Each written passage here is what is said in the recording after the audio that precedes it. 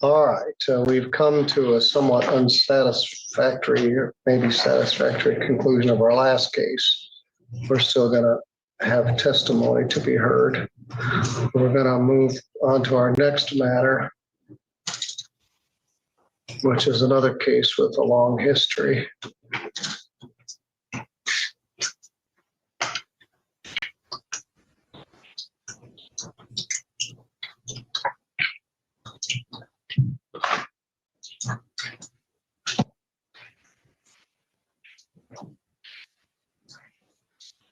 This is hearings in two separate cases in the matter of Colon Township versus Alfred E. Yoder and Joanne Yoder.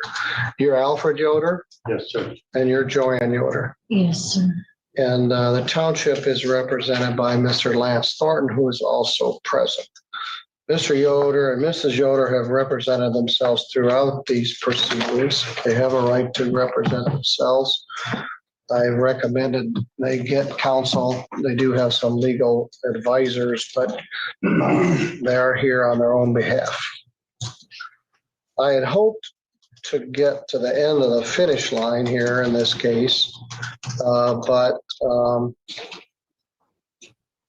we aren't there yet. We took a lot of testimony through the spring and summer. On October 15th, we had a final hearing, and the court issued an order for indemnification / restitution.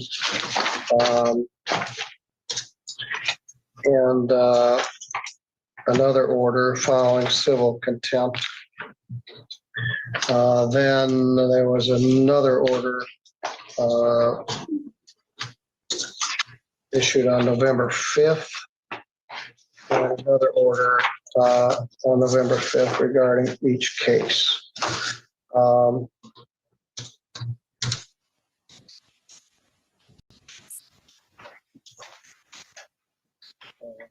Denying the motion to set aside the default and the original order for the cost portion of this. Mr. and Mrs. Yoder have filed a number of motions in each case. Kind of trouble sorting them all out. But I have before me a proposed order on motion for sanctions, order granting defendant's motion for sanctions and finding fraud upon the court. Proposed order granting defendant's motion for reconsideration, vacating void portions of prior orders. And then supporting that is entry to objection to entry of order and notice of inaccuracy under MCR 2.602B3. And then they filed a brief in support of application of law, recognition of compliance and void judgment doctrine. And a brief. And then they filed something called a declaration of AI forensic analysis and findings. I think AI assisted in the preparation of these. Defendant's motion for reconsideration, correction of factual constitutional errors, and motion for sanctions and fraud upon the court. So I think there's actually 3 actual motions.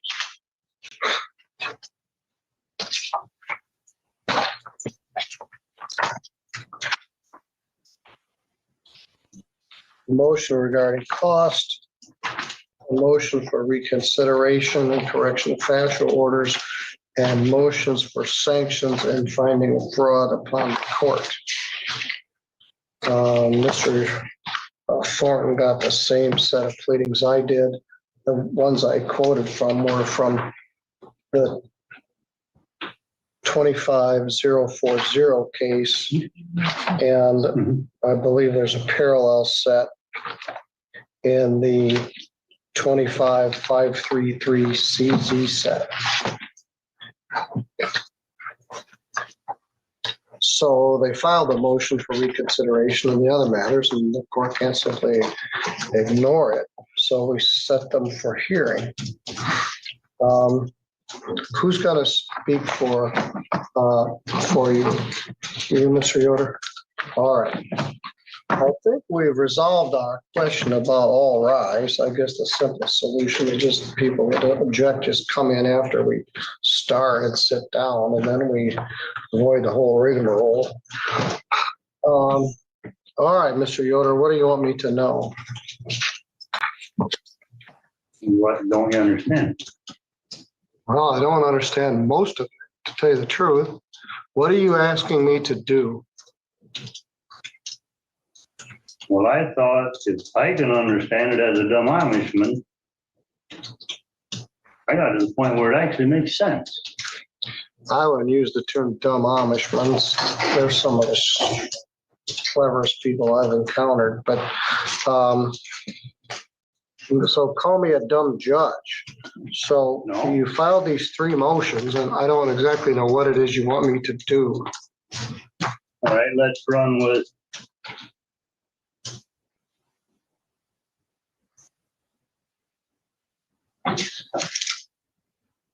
the objection to entry of order and notice of inaccuracy under MCR 2.602. All right. According to the transcript from the last hearing, we were ordered to pay fines at a cost. Yes.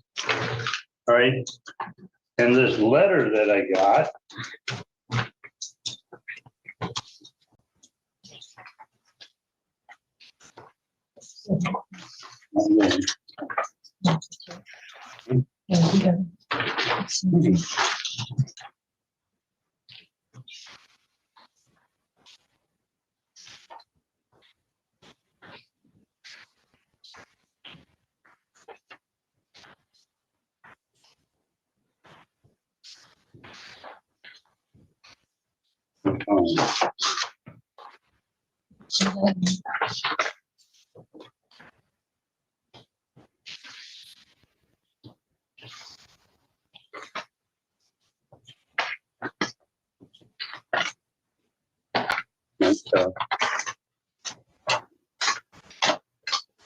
right. Is it the same reason because it's like the blank space? It hasn't been taken.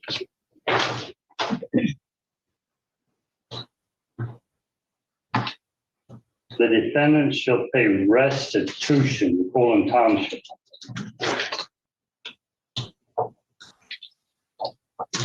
Restitution amount leaving a balance of $2,449. Then the court said within 30 days, some reason or other, this paper that is left blank.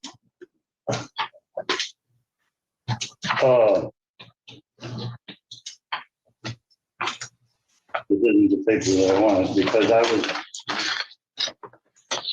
it's on that paper that we're held for civil contempt. We owe the township for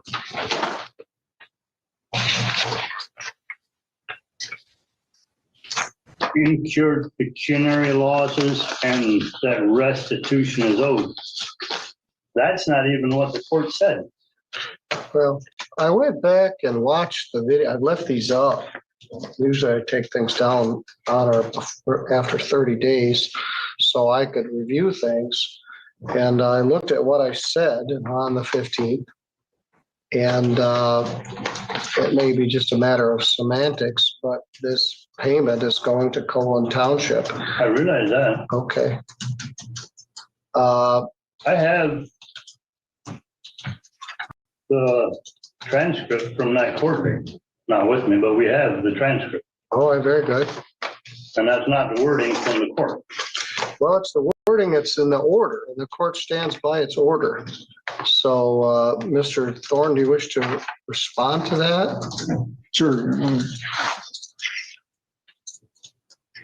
Defendants object, and part of the problem is their objections address two different orders, one in each different case, but they've got just one objection.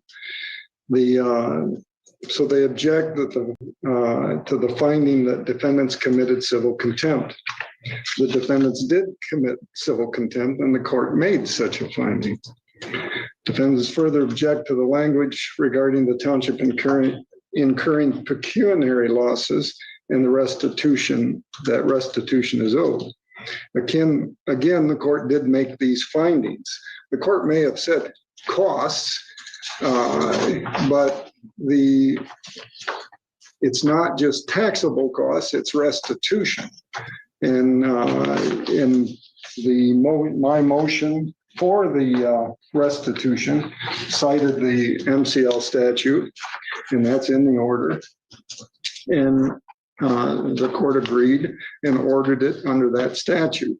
And that is for costs and restitution to the township. So we're not arguing over the amount. That was clear what the court ordered. Although I did the follow-up order because Your Honor had marked up an order that I had pre-prepared that Looked pretty bad. yeah, so I clarified it with more time after the hearing. So again, the court did make those findings. So whether you call them costs or restitution, it was clear under what statute the court was ordering it, and it was clear that the court did order it. The defendants complained that the orders were not circulated before they were filed. I'm assuming they're saying before they were filed with the court. Well, the court rule doesn't require that they be circulated before they're filed. They were filed with the court under the 7-day rule and mailed the same day to the Oders. That's the whole idea behind the 7-day rule. There is no requirement that the proposed orders be provided to the Oders before they are given to the court. The court waits 7 days for the Oders to present their objections. And then if no objections are received within that 7-day period, the court signs the orders. And in this case, the Oders' objections come in after the 7-day period expired, but and the court did go ahead and enter the orders. So I'm not even exactly sure. Well, the order complies with what I ordered. Exactly. And the court speaks by its written orders. And I went back and looked at what I said, and I tried to explain. I lowered some things that you had requested. We came up with the amount of $4,449.94. I allowed that the bonds that the defendants had been posted could be applied against that amount, and the amount remains the same, $2,449.94. So the defendant's objection to entry of that order is denied. Mr. Thorne, you can prepare an order to that effect. Can we fill in the blank on the order as part of this order denying and how many days they had to pay the $2,449.94? In let's see, 40. Yes, it should have said 30 days, but now an additional, so today is the 3rd. I'll make it 30 days from today. So the original order was within 30 days of October 15th. The amended order came in on November 5th. It was sent out. And so now I've reconfirmed it. So November 5th to December 3rd is 28 days. Paid within 58 days, amended.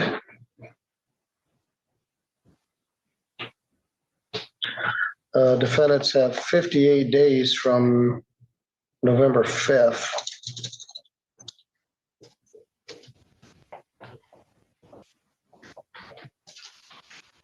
pay the balance. The $2,000 may be transferred. That's been received, Your Honor. The court has transferred that to the township and I delivered them their check. So. All right, you have essentially 30 days from today to pay that $2,449.94. So Mr. Thornton, would you do an objection denying or do an order denying that motion and granting the defendants 30 days from today to pay that amount? Yes, It's not Ms. Young? necessarily the pricing, that's right. Yeah, That was correct, but it's the way it was worded here and then, but the things that he reworded differently, that hits us because it's like, it's not exact, it's not how it was given in court. well, as I said, I listened to it, and the statute entails costs and restitution, and costs go to the court generally. In certain types of violations, they go to the city or village. Fines go to the libraries. That's a whole different can of worms in criminal cases. But this is a zoning violation matter with a civil contempt. So what I wanted to make sure was that the township got the money rather than the court. And that order makes that happen. And so I'm satisfied. And I did try to explain it, and maybe I didn't explain it very well. But that original order stands. You have 30 days from today to pay the amount stated, which is $2,000.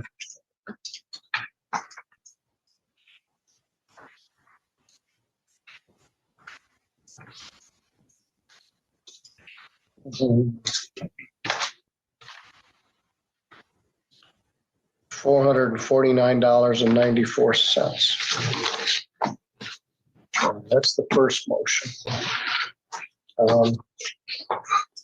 Let's take the next one. What date does that come up to? Well, 30 days from today would be January the 2nd, first business day of next year.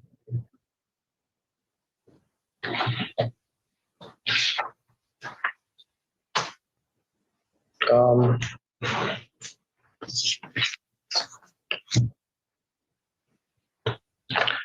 right, that's this one. Next, we have, trying to keep my motions.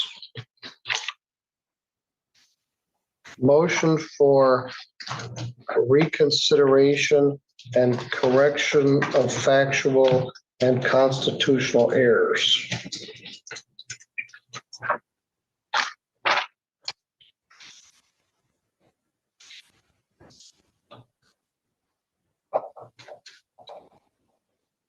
Your Honor, are you understanding it, what we gave you, or do you want us to read everything?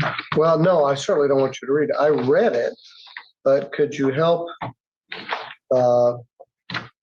point out exactly what it is you want me to do? I read it more than once. Some of this is AI generated and it's hard to track. It doesn't look like a normal legal pleading that the court sees. So let me ask, which I would ask any party, you filed a motion. What is it you're asking me to do?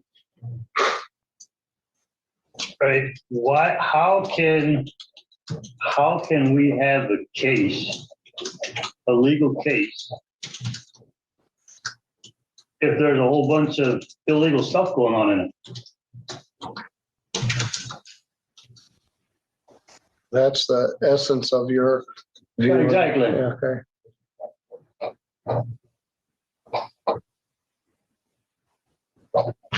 Now, as I've recited a couple of times, I came into this matter in midstream. Yeah, I realize that. It had been going on for some time, and you were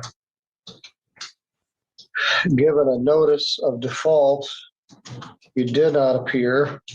default judgments entered. You did not move to set the defaults aside. I did not grant a motion to set the defaults aside, and I allowed both default judgments to stand. That happened all before I got here, and then I've been dealing with everything since then. And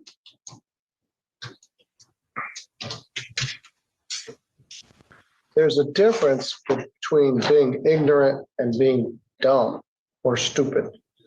You're not dumb or stupid, but people that aren't lawyers don't always understand the law. Sometimes the lawyers don't understand it, maybe judges too. So this stuff is complicated. And so you try to step back and look at it as a large framed picture saying something looks out of whack here. And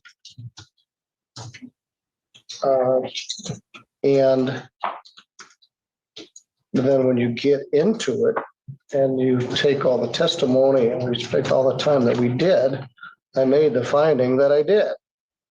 And I stand by it. And this is a recent phenomenon, particularly with AI assisted. You go through a long, arduous hearing, spend time at night, evening, going over everything, take all the testimony, make a ruling. Then they file a motion for reconsideration saying, well, I don't want to do this all over again. I already made my ruling. I don't want to go through the whole process in a reconsideration. Mr. Thornton, what have you made of this motion for, and I think they're parallel motions in both 4-0 and 533 case, the defendant's motion for reconsideration and correction of factual and constitutional errors? Well, first off, the township opposes all the recently filed motions. And I'm a little confused because when I first got the 40-some pages of filings on October 31st of 2025, I contacted Your Honor's office because I was wondering what we were going to do today on 12/3 of 2025, since there were additional motions filed in addition to the objections to the two orders. So, and I communicated by email with Your Honor's secretary, and I was informed, and I have copies here if Your Honor wants to see them, that the last response on November 5th was the hearing is just on the objections they recently filed to the orders. What was intended, we were just going to hear all the motions. So I'm not sure if something got lost in the translation. So you're claiming you don't have notice for hearing on these motions? I don't, based on that, I didn't file a response to the motions. I'm wondering how many post-judgment motions the court's going to allow the defendants to file. I don't know what we're up to. I would have to sit through and go through the files, but there's been several in both cases, and all have been denied. And so, yeah, our position is no, I'm not, I didn't file a response. I'm not. Well, every time they file something like this, with the aid of their assistants or AI, it costs the township thousands of dollars to respond to them. Correct, and especially when we get them in the form of 40-some pages, addressing with the case, there are two cases mixed together, and the documents mixed together, and I have to take the time to sort through them, which I did take the time to read through all of them, Nothing has changed. The same arguments are being made that the court's denied in the past.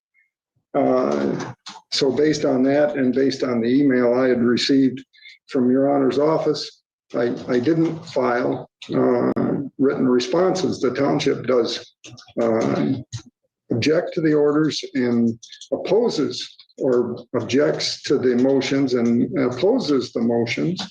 The judgments have been granted. The defendants have not shown anything that would require the court to overturn its rulings.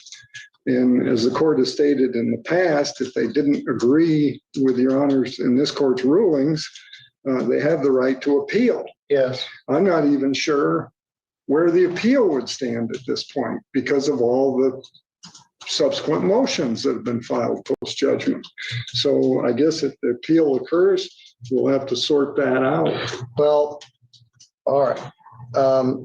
Regarding this first motion for reconsideration and correction of factual and constitutional errors, it's got some exhibits attached to it.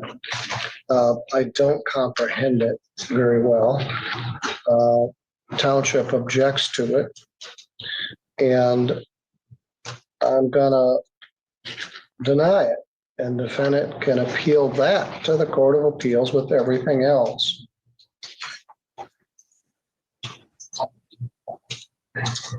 Your Honor, and could I add for the record that all of these motions that get filed, the one thing the defendants do not do is set them for hearing. Yes. And get a hearing date and send out a notice of hearing, which is required of them to do. I realize they're not acting as their own attorneys. We all know somebody else is acting as their attorney, but that is their obligation under the court rules, is to set it for a hearing, prepare a notice of hearing, and serve it on me so I know what we're here for on any given day. A fair response. In the courts, I don't know what, just a minute, I don't know what they would do in circuit court. In Judge Noacker's day, people would file something in the circuit court file and nobody would even look at it. It'd get put in there and it'd be a year and a half later and the parties called up and said, hey, what happened to my motion? I'm a district court judge sitting in this zoning matter, which I do lots of these, but it's in a circuit court context with the circuit court county clerk being responsible. So I have to make sure that I'm complying with how they do things. But I said it. I didn't want to just leave it in limbo. So in each case, I've set these for hearing. And the motion for reconsideration and correction of factual errors is denied. You can appeal that also to the Court of Appeals. I don't understand it. Township objects to it. And if you can get the Court of Appeals to confirm it, then maybe they'll understand it better. They will not be lax upon the filing of the rules. They've got very strict rules on filing and briefing and deadlines. So that appears to be the third motion. That's in both the 4-0 case and the 533 CZ case. Now this one, I didn't understand. Motion for sanctions and finding of fraud upon the court.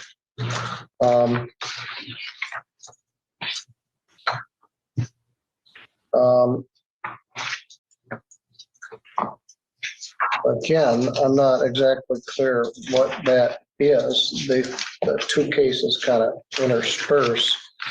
But this also has to do with the money, the $2,499.94. And you object to that order and you want finding of fraud.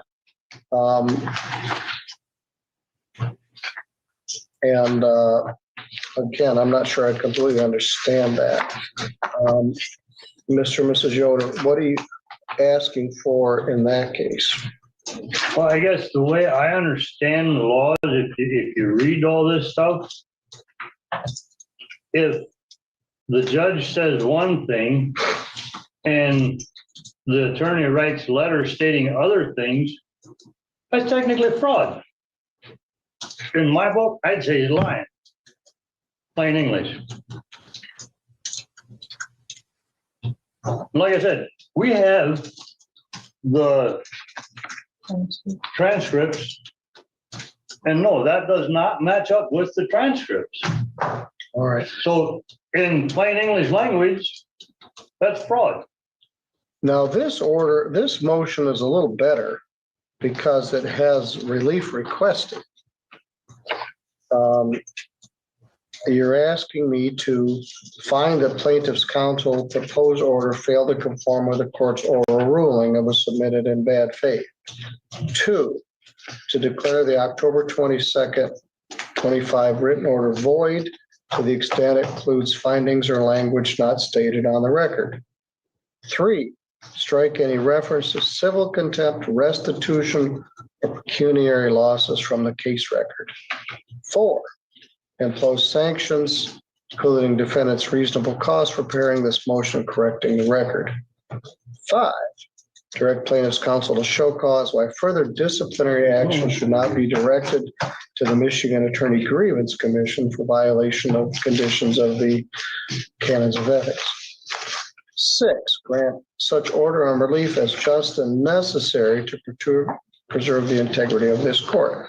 That I can understand. I don't know if that was AI generated or otherwise, but I don't find that he committed to a fraud. I don't find that the order was issued in bad faith. And in my earlier order, I've declined to strike those matters. And really, it's a matter of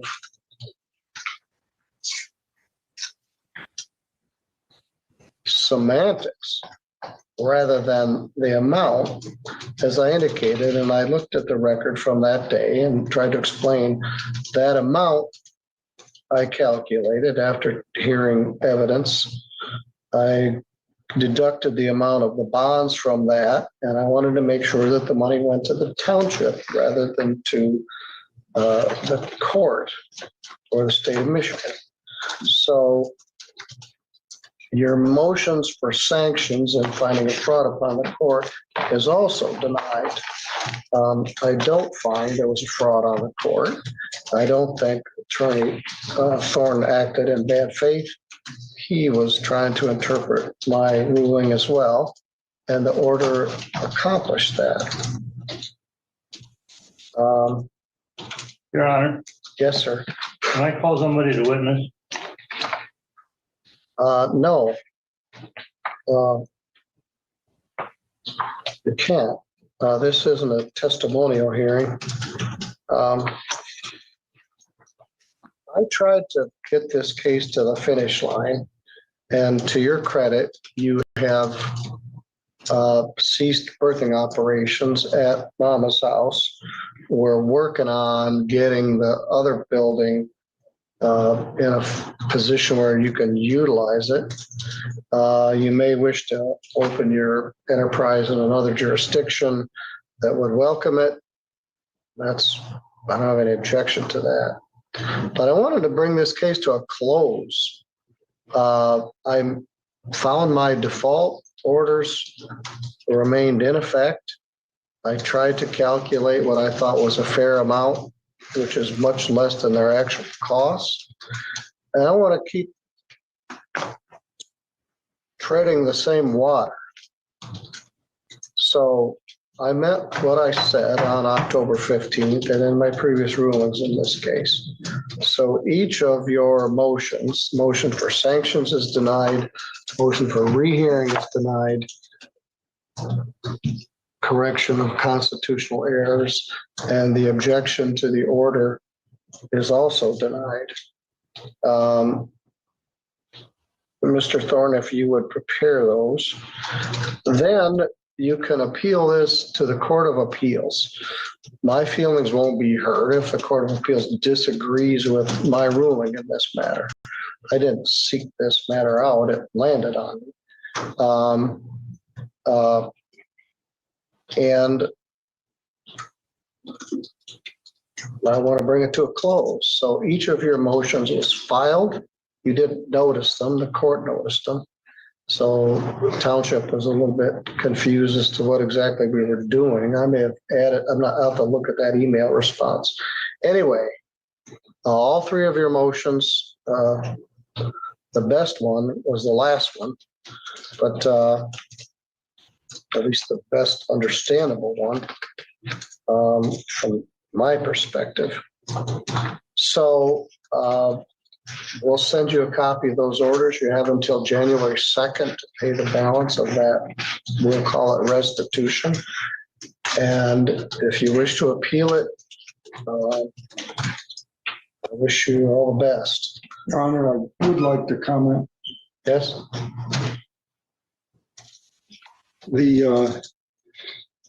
The allegations of me committing fraud against the court and making misrepresentations to the court are offensive. As I stated before, we all know the Oders are not drafting what they are signing and submitting to the court. The documents the Oders are signing are being drafted by someone who is providing legal advice to the Oders and who is covertly acting as their attorney. However, that person is ignorant of or doesn't understand the court rules or court procedure. And by signing those documents, everything stated in those documents becomes the Yoder's statements and legal arguments. I practiced law for 36 years, and I have never knowingly misrepresented anything to this court or any other court, and the Yoder's allegations, again, are extremely offensive. Your Honor made the findings and rulings that are set forth in the orders, and Your Honor signed the orders I submitted. I assume Your Honor would not have signed the orders if the orders failed to represent your findings and rulings. So I do appreciate the court's comments today. All right, and they did. And you and your efforts have the respect of this court. You do a very fine job representing your clients. Yes, Ms. Soder? So we are getting help from different directions, yes. AI has been our crutch. The best thing that we could, best resolves that we could get. And AI is to the Truth Act. It is not illegal. That is legal. And AI does know. Well, I didn't say that it was illegal. The legal world hasn't quite caught up to AI. Some of it can be very helpful. In fact, it's gonna dramatically alter the practice of law. Right now, it hallucinates. It finds facts that aren't real. It makes things up. And parties have been filing stuff without properly vetting them. Some attorneys and even some judges have gotten profoundly embarrassed by not vetting or verifying the information filed in the briefs. I didn't make a finding that your information is false or a hallucination. I simply disagree with it. As this gets better, it is going to change the way we do everything in the world.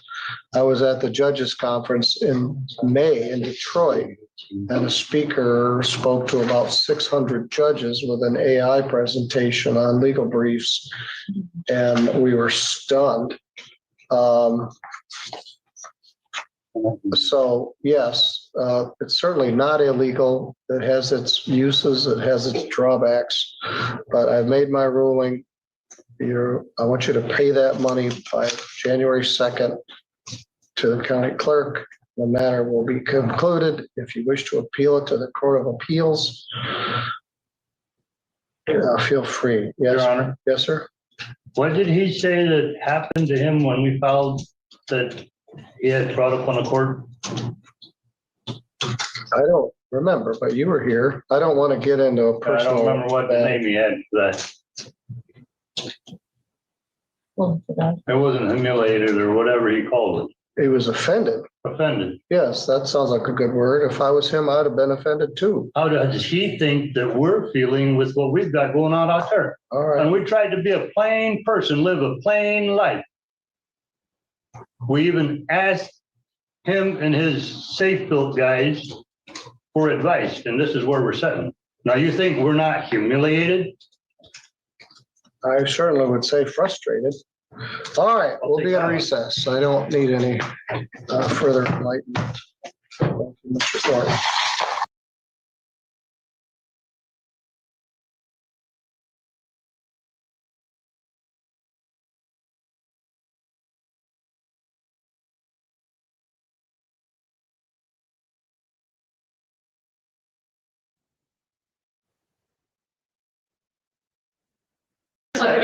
Executed a waiver. She will take it. She will punt that in a minute. Go ahead. Good morning, Your Honor. Alexander, on behalf of the people, Your Honor, people believe any potential conflict between this honorable court and the office of the public defender. While the people don't believe such a conflict exists, the people make this waiver and the vote is called out. Thank you. Morning, Judge Torshell Feaster, First Assistant Public Defender. We likewise do not believe that a conflict exists, but should a conflict arise, we will waive any and all conflict on today's docket for the purposes of Your Honor's hearing. Thank you.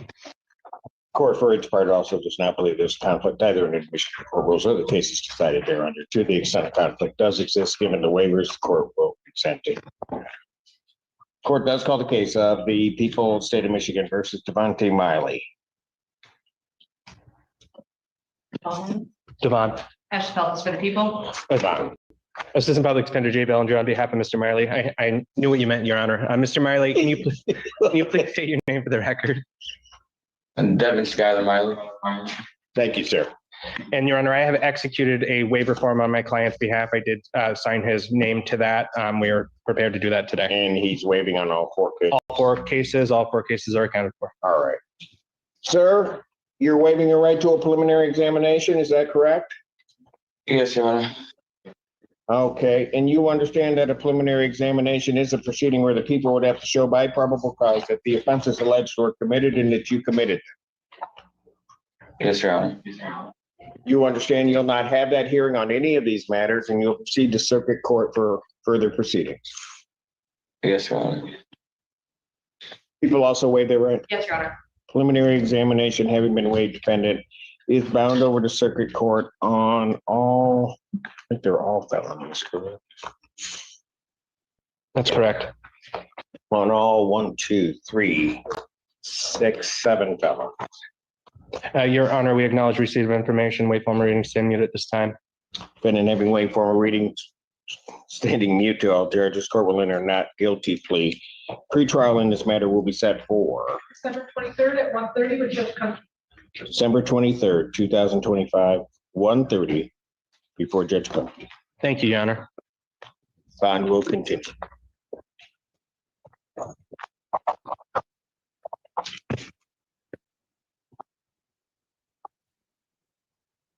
I know. We'll get it.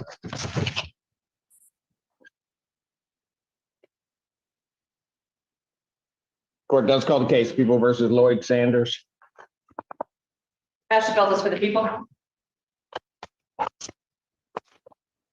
Your Honor, Alexis Plumai appearing with and on behalf of Mr. Sanders, who is present via Zoom from Wayne County. Mr. Sanders, could you say your full name for the record? Lloyd Bernard Sanders, Jr. Thank you. I have before me a plea form that indicates that the defendant would be pleading guilty to the charge of attempted resisting and obstructing a police officer to 1-year offense. Upon his successful plea to that charge, count 1 would be dismissed. That is the court's full understanding of the agreement. Yes, Your Honor. Mr. Sanders, can you raise your right hand, please? Yes, sir. Do you solemnly swear or affirm testimony you're about to give will be the whole truth and nothing but the truth, so help you God? Yes, sir. All right, state your name again for the record, please. Lloyd Bernard Sanders, Jr. All right. Sir, it is this court's understanding that you are going to be pleading guilty to the charge of attempted resisting and obstructing a police officer. That is a misdemeanor, punishable by up to 1 year incarceration and $1,000 fine plus court costs. Do you understand that? Yes, sir. All right. You understand also, sir, that while I'm taking your plea, I would not be your sentencing judge, and you would be sentenced before Judge Perry. Judge Perry in the 15th District Court. Yes, sir. All right. Do you still wish to plead guilty? Yes, sir. And to that charge, how do you plead? Guilty. You understand that by pleading guilty, you'll not have a trial of any kind. Yes, sir. You signed an advice of rights form after going through that with your attorney. Yes, sir. You have any questions regarding any of those rights? No, Your Honor. You understand that you're waiving or giving up those rights, particularly the rights contained in paragraph 5, which are your trial rights. Yes, sir. You understand you're giving up your right to appeal upright. Yes, Your Honor. Are you on probation or parole? Yes. Were you on probation or parole at the time of this offense? Yes, sir. All right. Sir, I would have to advise you that your pleading in this case, or pleading guilty in this case, could become a violation of your probation. You understand that, sir? Yes, sir. And you understand that as such, if it is considered a violation, the other court could sentence you to the maximum allowable under those other charges. Yes, sir. Understanding that, you still wish to plead guilty to this charge. Yes, sir. Has anybody promised you anything other than what's been stated here today on the record to get you to plead? No, sir. Has anybody threatened you or coerced you in any way? No, sir. You're doing this voluntarily, Yes, sir. of your own free will, Yes, Your Honor.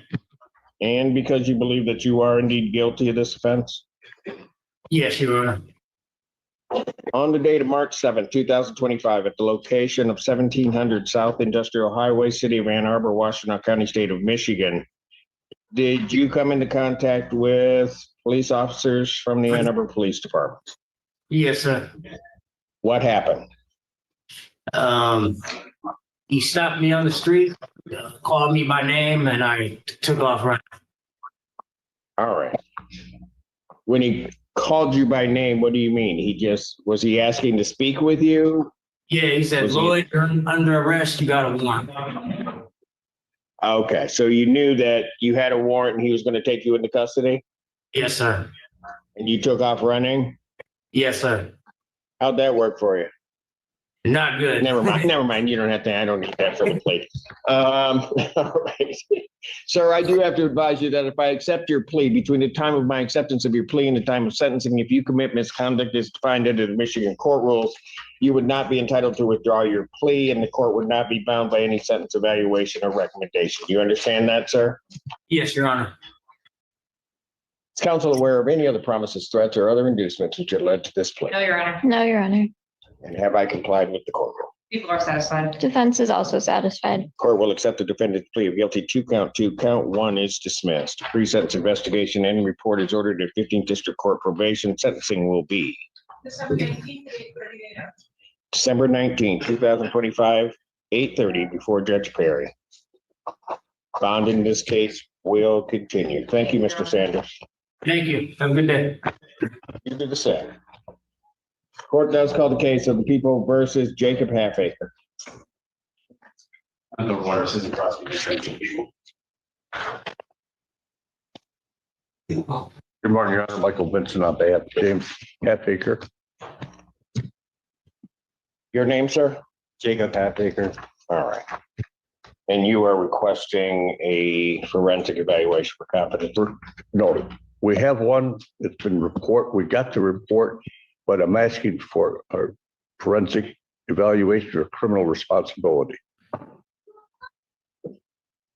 Right. I would order that, but that would not be dealt with at this level. The criminal responsibility we dealt with at the circuit court level should it get there. But I mean, I'll order it, but I would appreciate that.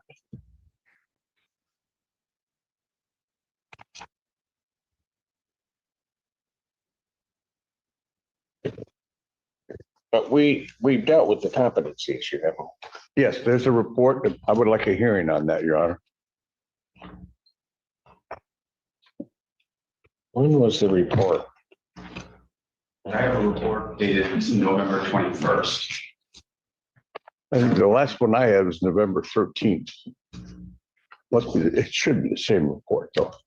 Looking with dated November 21st, this one opines that he is no longer incompetent to stand trial. That's why I want to have a hearing. I don't have that.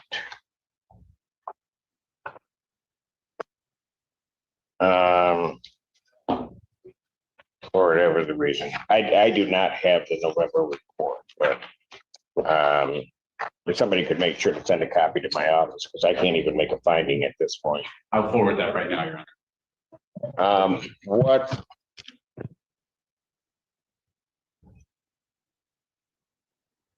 Oh, we have it, Mr.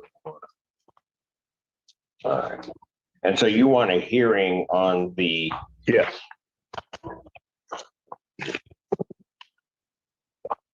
All right, I'll set a competency hearing, contested competency competency on that report. I will set that. When's my next? Where are you at? I'll give it December 23rd. Yeah, I'll just do it. That's everything. I'll set that for December 23rd, 2025 at noon. That's before me. For a contested competency hearing. I will sign the referral for criminal responsibility, but I frankly won't hold up the district court proceedings because of that. Yes, I understand. Because we don't deal with that. So, all right. Okay. Thank you. On continued. Thank you. This is our, we need to make a copy of this.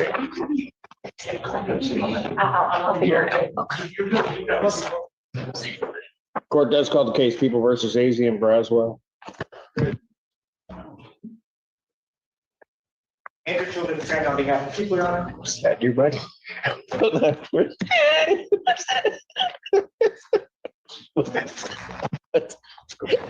What's a jerk? Did you say hi to you? Did you? Did you? He won't even talk to me.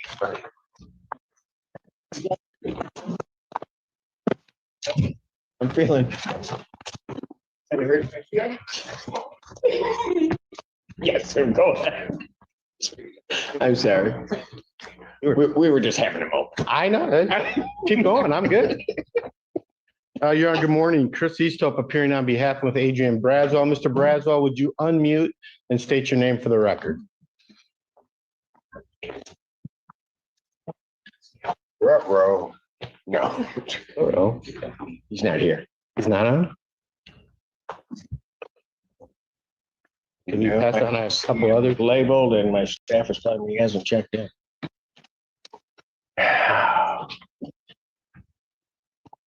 I only have 157 to go.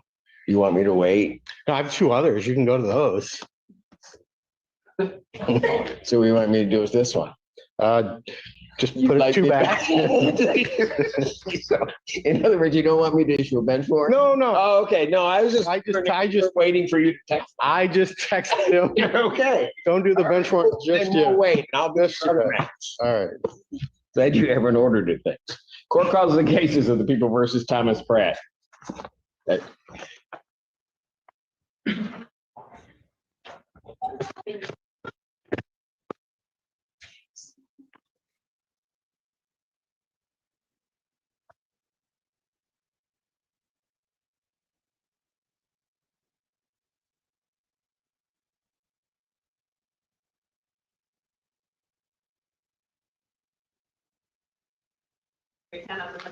Currently sitting in for AK Kennedy.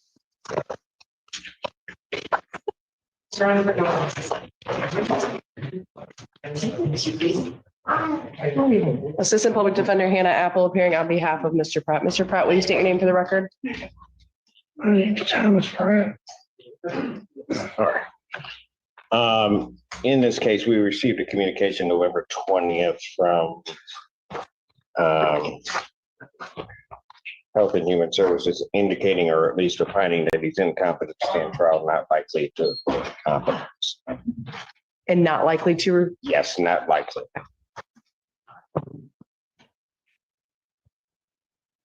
What would you like me to do? Your Honor, based on that, I would prepare an order to that effect if the court would be willing to sign that. I'll make sure that we have that All right. And then what are in we, our file.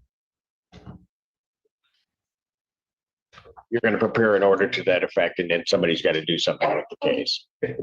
So what are, go ahead. Your Honor, I would be- He would. All right. Once that order is signed. And that is for all 3 files, correct? Yes, it would be. So why don't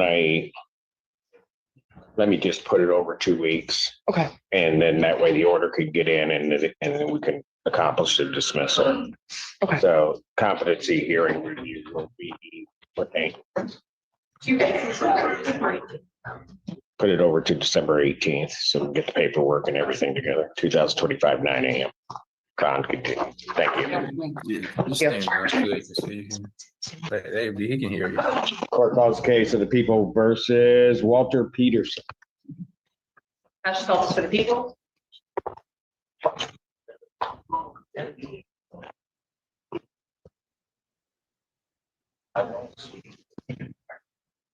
Your Honor, Alexis Pluma appearing with and on behalf of Mr. Peterson.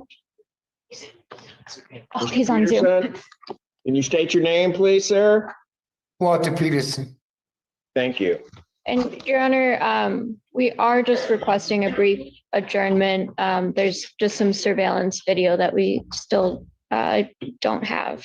I'm sorry, There's some media discovery. that you don't have? Yes, yeah. All right. And would the people be able to get that to you by the 18th? I believe so, Your Honor. I'm sorry, Your Honor. What was that? I apologize. There's media discovery, I guess, that's missing. Yes, that's my understanding. They're looking for some additional videos. All right. And that can be accomplished by the 18th or prior to. I think we should, let's try for that date since he's in custody. Thank you so much, Your Honor. Probable cause conference, December 18th, 2025. 9 a.m. Bond continued. Thank you. Thank you. Court calls case People versus Jonathan Coleman. Alex, and on behalf of the people. Center Street, still there it is.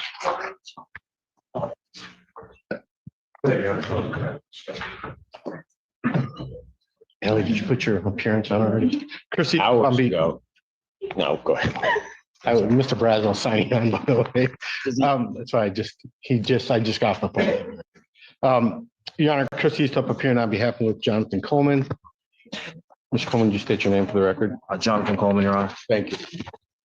Your Honor, we're going to set this for a preliminary exam. I believe Ms. Senda said, did you say the 30th or the 23rd?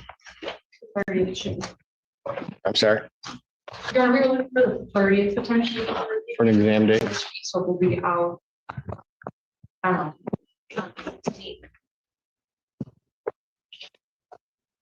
If that would be allowed, Your Honor. You're pushing it, Eastern. I know. All right. All right. Is all discovery complete? Yes. From the defense. And would the people have their witnesses the 30th, like way at the end of the month? We'll do our best, Your Honor. All right. Preliminary examination in person will be set December 30th, 2025, 9 a.m. Judge Washington. before Judge Washington. Bond will continue. Thank you. Court calls the case People versus Benjamin Spike. No, he did not. He.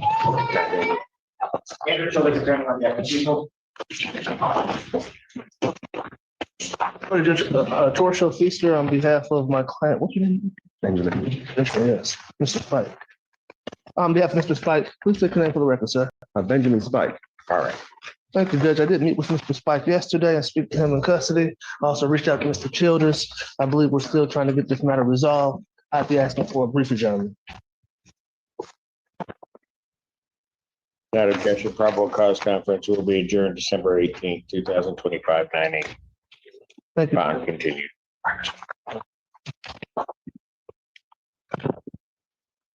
Court calls case People versus Harold Couch.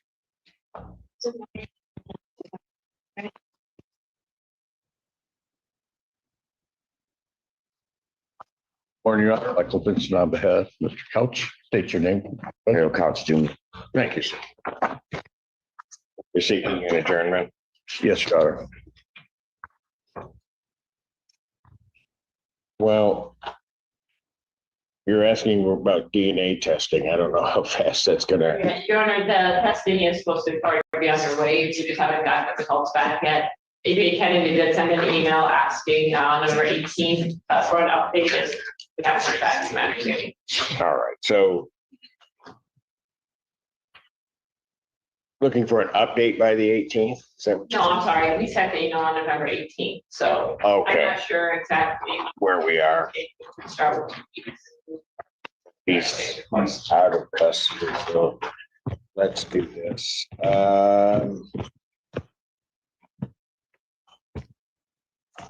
Will the 23rd work for Mr. Vincent? It will. And then he can get on a sleigh, and drop all the toys. That's the next day, Your Honor. What? That's the next day? Oh, okay, all right. Bravo Cause Conference will be adjourned December 23rd, 2025. That's 9 a.m. All right. Thank you. Bond continue. Court does call the case People versus Andrew Patton. That's felt this for the people. Ready, Your Honor. Good morning, Your Honor. Charlotte Stefan on behalf of Mr. Patton. Your name, sir? Andrew Spencer Patton. Thank you. You're seeking an adjournment. Yes, Your Honor, we are seeking an adjournment for two reasons. One, I have received discovery. However, some of the videos I think I'm missing. But also, I've talked with Mr. Childers and we're trying to reach a resolution of this matter. I did, however, also want to address bond, Your Honor. All right. Probable cause conference will be adjourned December 18th, 2025, 9 a.m. As to bond. Yes, Judge, I understand that the last court date, which is preceded my representation, that the bond was revoked, I think, and that it was due in large part to my client not being able to afford testing and not understanding that he should appear for testing even if he can't afford it. He certainly understands the policies a lot better now and assures me that if Your Honor releases him, he will appear for all of his testing. Any response from the people? You think you can understand that you've got to get over to testing? Yes, sir. Lack of communication on my part, but. Pardon? There's lack of communication on my part to the corrections officer. I'll grant the bond modification and reinstate previous bonds Thank you very much, Your Honor. with all of its conditions. So we'll be signing a new order to that respect. All right. Which bond? He's reinstating it how it was before. So you got to make sure when you get out, you report over to community corrections. Yes, sir. You do the intake. Yes, sir. If you don't, you know what's going to happen. Yes, sir. All right. Thank you. Thank you. Thank you, Your Honor.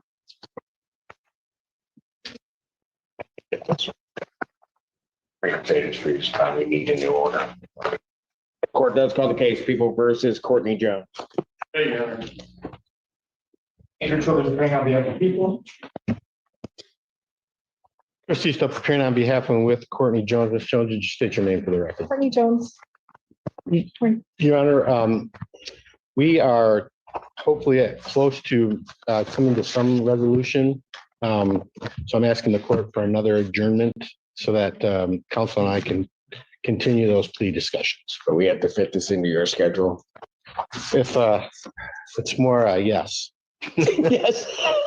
Wow. I would like to say, Really, no. Mr. Childers, I'm sure has an incredible schedule also.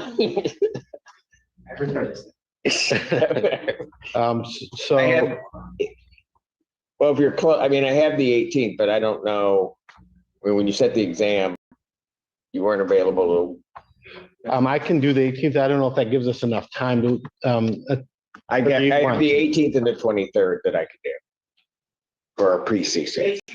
okay, 18th, Your Honor. Probable cause conference will be adjourned December 18th, 2025, 9 a.m. Bond continued. Now that I had to do that for Mr. Easthope, everybody else is going to be asking, and I'm going to have to say no. He took every I had today. So, Your Honor, can I ask you one question? Oh, boy. I actually have 2 hearings in the morning. Usually those cases get moved to the afternoon. Is that likely? Because it's not a custody case? All right, I'm not going to ask anymore. No. I'll just set it at 9 a.m. I didn't hear you. Never mind. We'll see you. Okay, you understand. We'll see You and Mr. Mack. I'm going to set it at 9.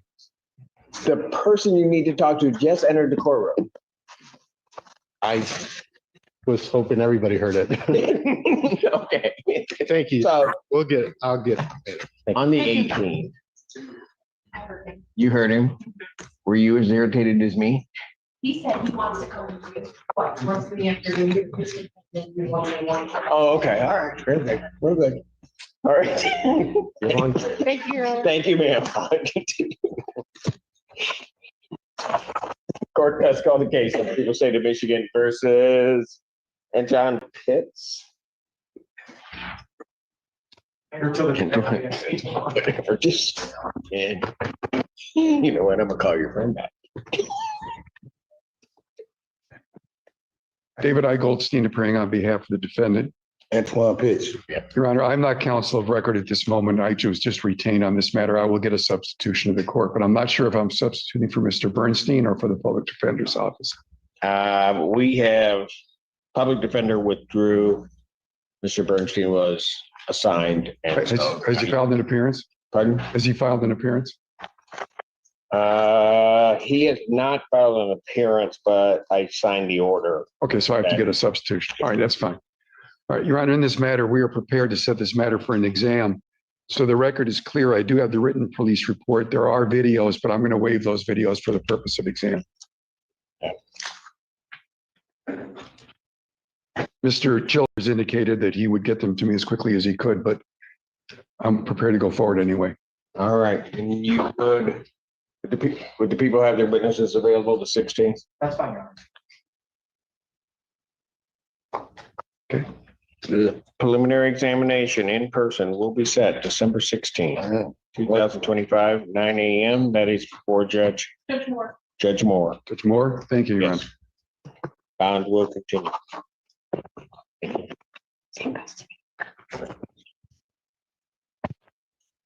Court does call the case People versus Shaquille O'Neal Tubbs. I just spelled this for the people. That is false. Your Honor, Alexis Klima appearing with and on behalf of Mr. Tubbs, who is present on Zoom. Mr. Tubbs, could you say your name? In Your Honor, we're requesting an adjournment. I did submit some orders for competency examination on these two files. You're actually looking for forensic evaluation and competence. Yes. All right. I will order a forensic evaluation and I'll set a competency hearing for March 5th. And for the record, he has been opined incompetent but restorable in his other cases, so we'll see what happens here. All right. March 5th, 2026, 9 a.m. Bond will continue. March 6th.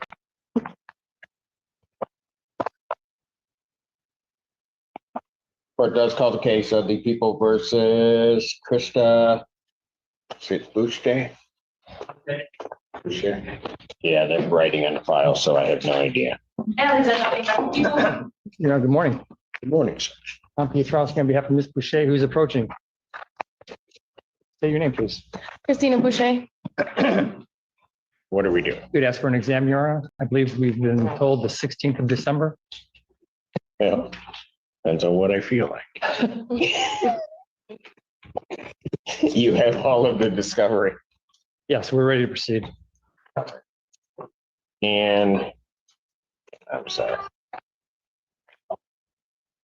People have their witnesses available the 16th. We'll do our best, Joe. Preliminary examination will be set December 16th, 2025, 9 a.m. That is before Judge Freshour. Bond will continue. Thank you. Would that be in this building or? No, it's in this building.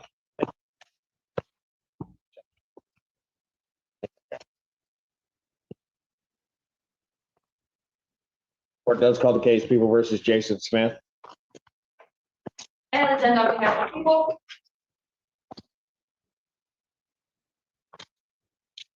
Good morning, Your Honor. Christine Sachs on behalf of Mr. Smith. Mr. Smith, please state your name for the court. Good morning, Your Honor. Jason Smith. Thank you. All right. You're requesting an adjournment? Yes, Your Honor. Okay. I see the reasoning. Is 2 weeks going to be enough or? I asked for based on Sergeant's for 4 response. weeks? You have a problem? People have an objection to that? 4 weeks out is what well, we get into some weird holiday schedule, December 30th. Yeah. All right. That'd be enough time. I didn't hear the date. December 30th. Yes, it should be. Thank you. Probable cause conference will be adjourned December 30th, 2025. Continue. Happy holidays, Your Honor. And to you, sir. Thank you, Your Honor. We still don't have Mr. Eastland's time. Should be. He said he was signed out. Unless he's I guess that's always. But I don't see him, so. Court does call the case People versus Casey Atkins. Ashley Feltus for the people.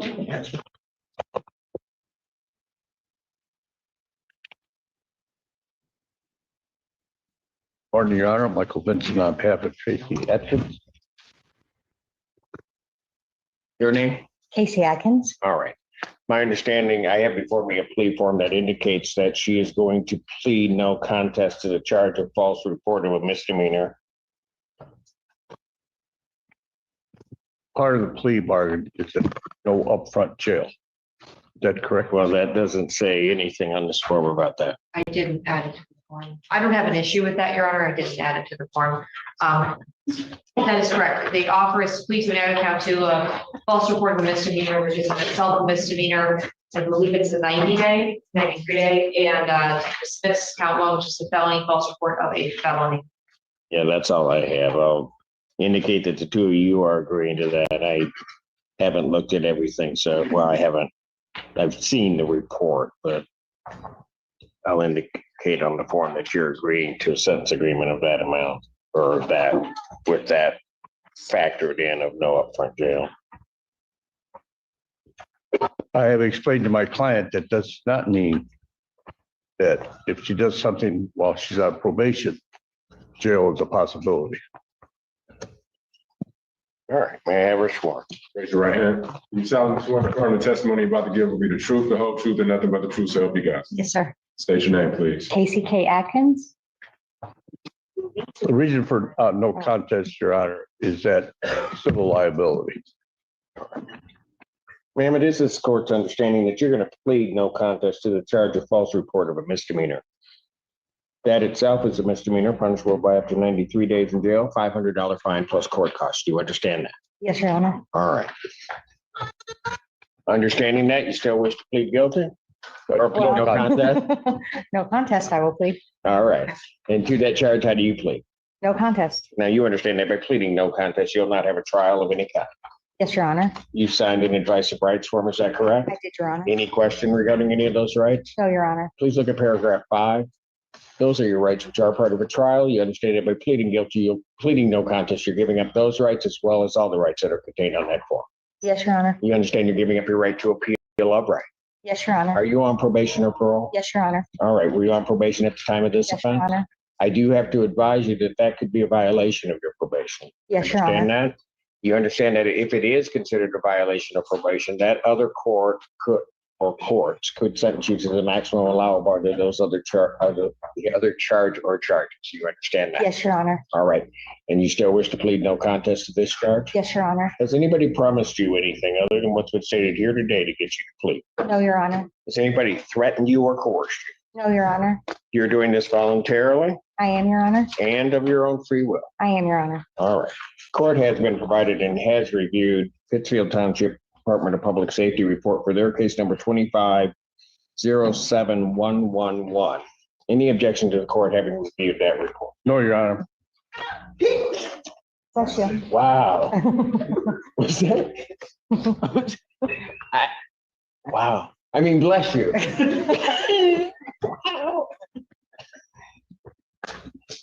Scary, like shockwaves.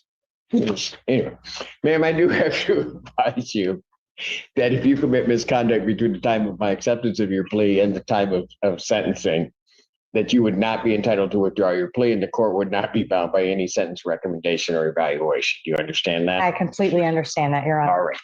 And is counsel aware of any other promises, threats, or other inducements which have led to this plea?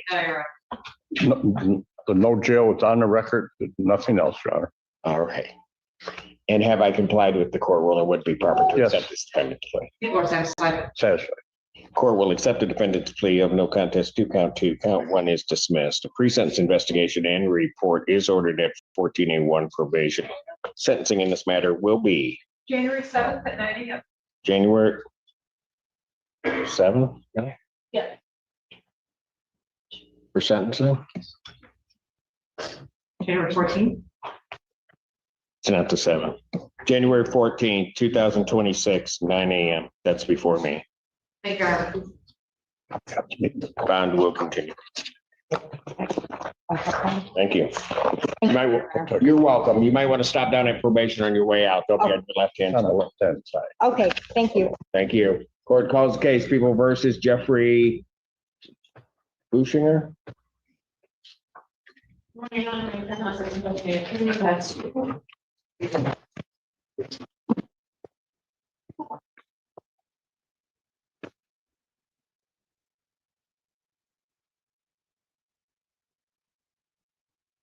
Oh, boy. Yeah, I found out things about her today. Yeah. I'll let her go, though. Go ahead. Good morning, Your Honor. Ronica Glenn requesting permission to practice pursuant to Michigan Court Rule 8.120 under the supervision of Assistant Public Defender Stephanie Cannon. Mr. Buninger, can you please say your name for the record? Jeff Buhinger.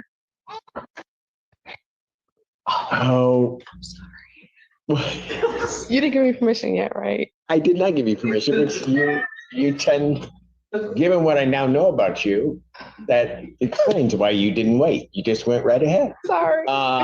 But now even despite what I found out, permission to practice is granted. Thank you. Thank you. Your Honor, I'm requesting an adjournment on behalf of my client. All right. Any objection? For 2 weeks, please. What? For 2 weeks. Now she's gonna tell me what I'm doing.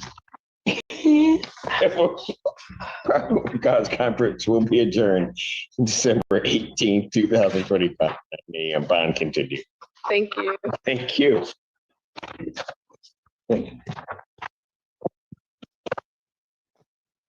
Right kink and everything.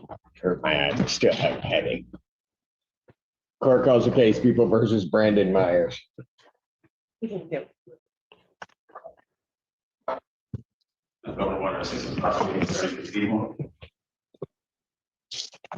Stephanie Cannon on behalf of Mr.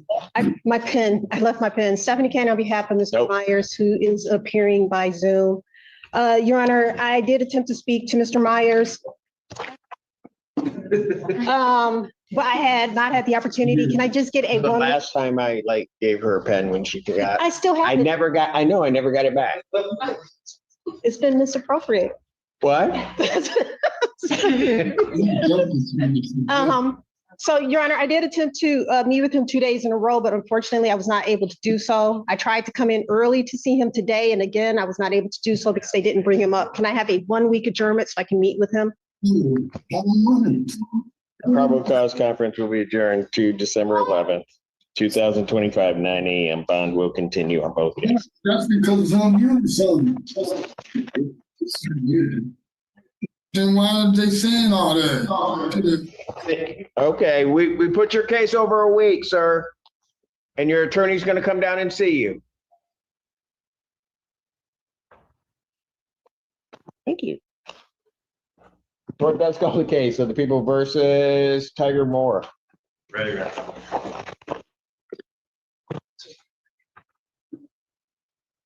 Okay. Assistant Prosecutor. Good morning, Your Honor. James Fifowski on behalf of Tiger Moore. Can you state your name, please? Tiger Lee. Your Honor, all discovery is in. We are asking the court to set this for preliminary examination. People have their witnesses available to 16. Preliminary examination in person will be set December 16th, 2025, 9 a.m. before Judge Moore. On continue. Thank you very much, Your Honor. Court calls case people versus Ron Charles Davis. Spell this for the people.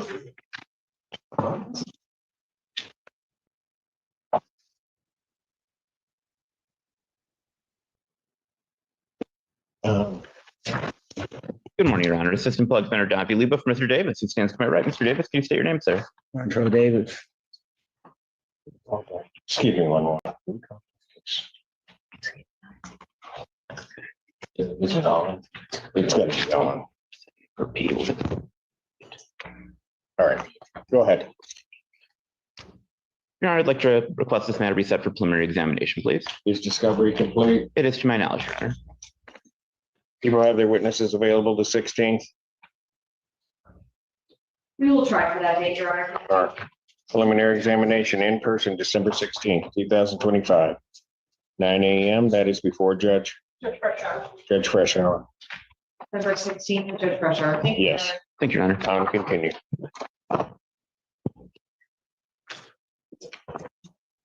Court does call the case, people versus George Panagoulias. Ready, Your Honor. I should call this for the people. And James Fifowski on behalf of Mr. Panagoulia. Morning, Your Honor. State your name. George Panagoulia. Thank you. Your Honor, all discovery is in, and we are also asking for a preliminary examination on this case. Exactly. Preliminary examination will be set December, would the people have their witnesses available the 16th? I We'll should. try for that date. All right. December 16th, 2025, 9 a.m. That is before Judge Moore. Here. Bond continue. Thank you very much, Your Honor. You do the same. Court calls case of the people versus Jason Ellis.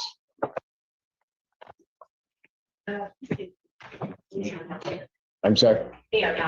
They're not there. Oh, there. Assistant Public Defender Hannah Apple appearing on behalf of Mr. Ellis, who's approaching now. Mr. Ellis, will you state your name for the record?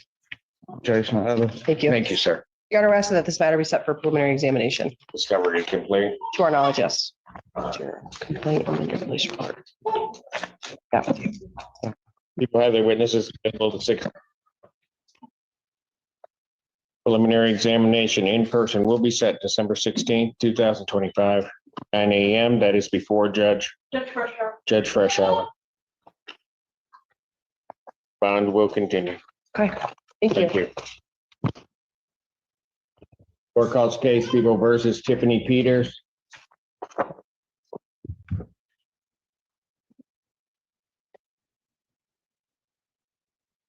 The AG's in, oh, there he is.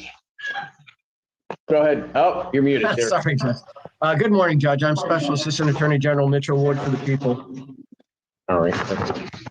And good morning, Your Honor. Assistant Public Defender Chinazi Kyriakin-Ruli on behalf of Ms. Tiffany Peters, who is approaching, Your Honor. Your name, ma'am? Peters. All right. Your Honor, we're asking for an adjournment in this matter. I have had an opportunity to speak with the AAG and he has extended an offer. We just need to start working towards payments to get the offer. We also wanted to, I think I would need to talk with with Ann about transferring the bond that she posted, because right now he states that friend of the court has not received the bond. I think it was in the amount of $2,100. Is that right, Mr. Mitchell? 2173.30. And it's just not been transferred. That's what he said. It's not yet with friend of the court. It's still here. All right, so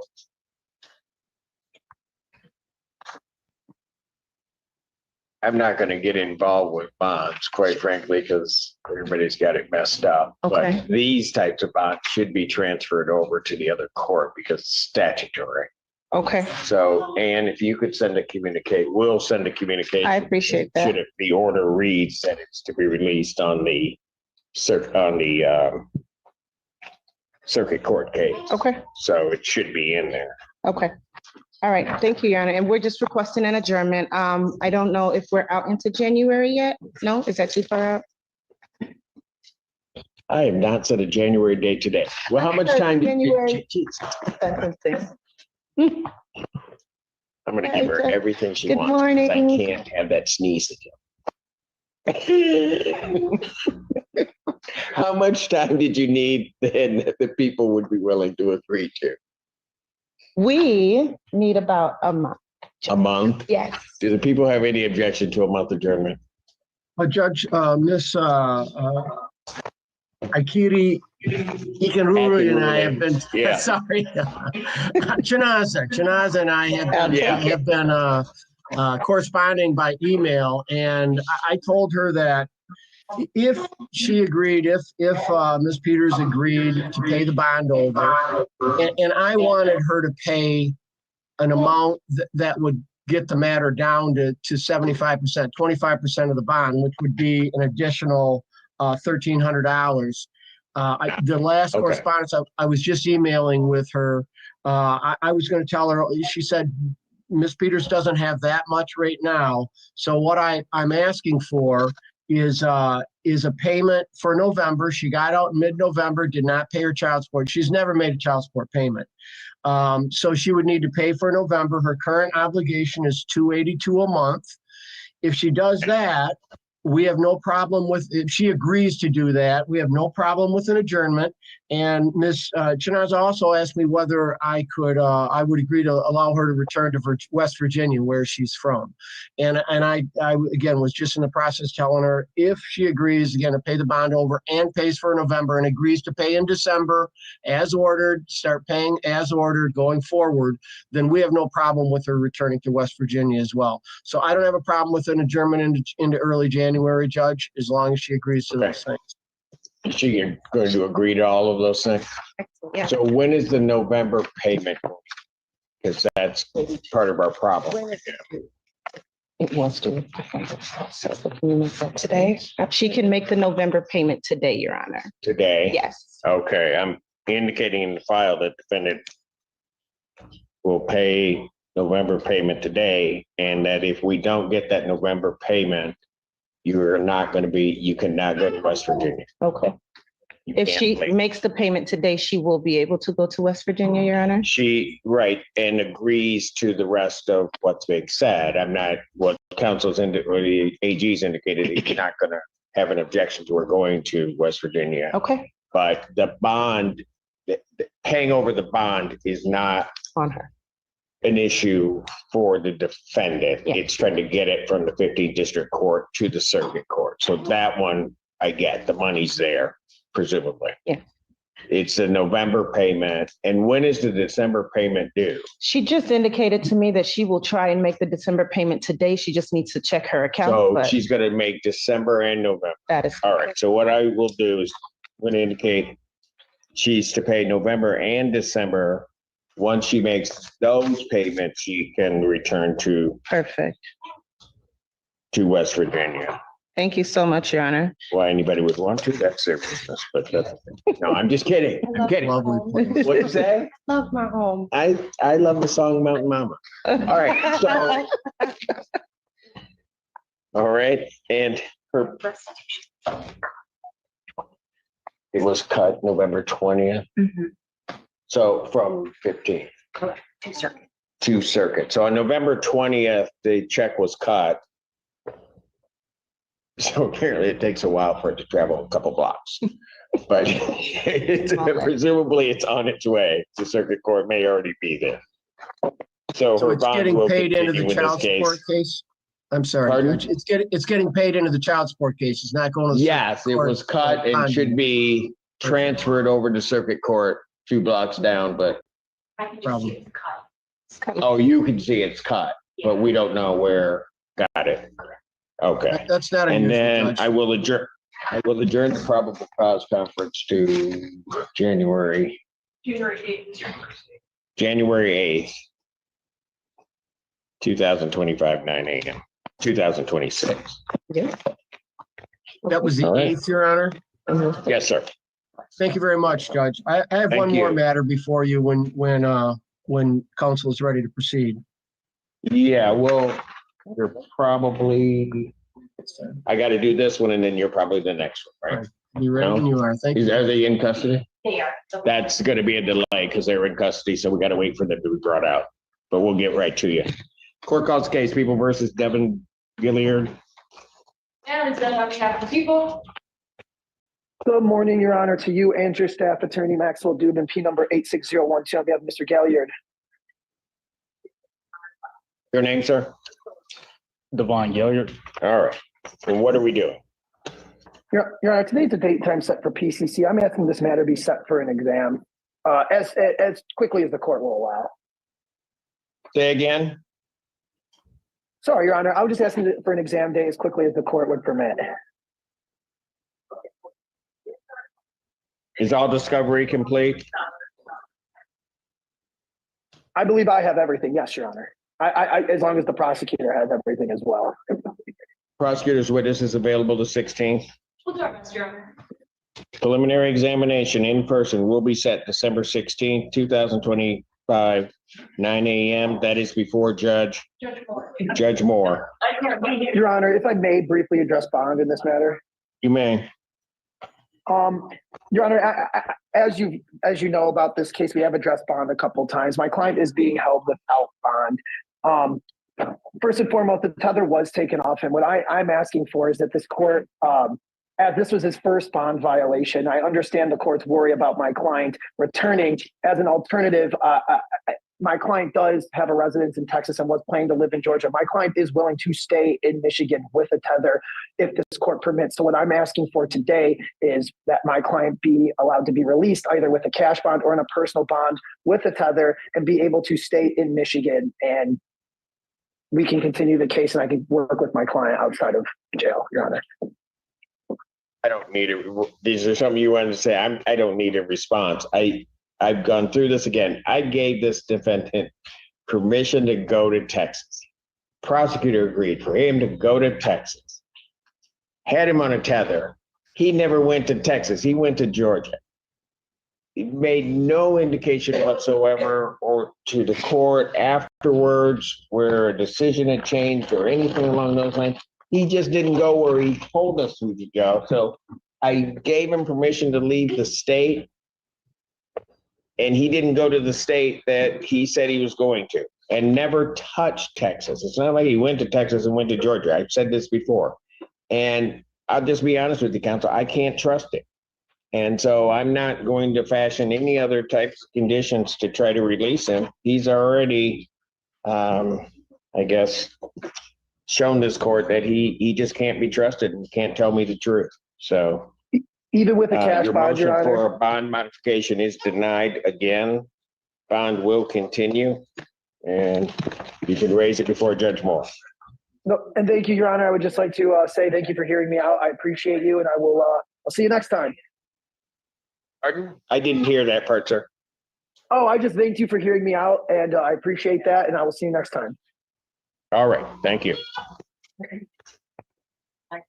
Court calls the case People versus Perry Malone.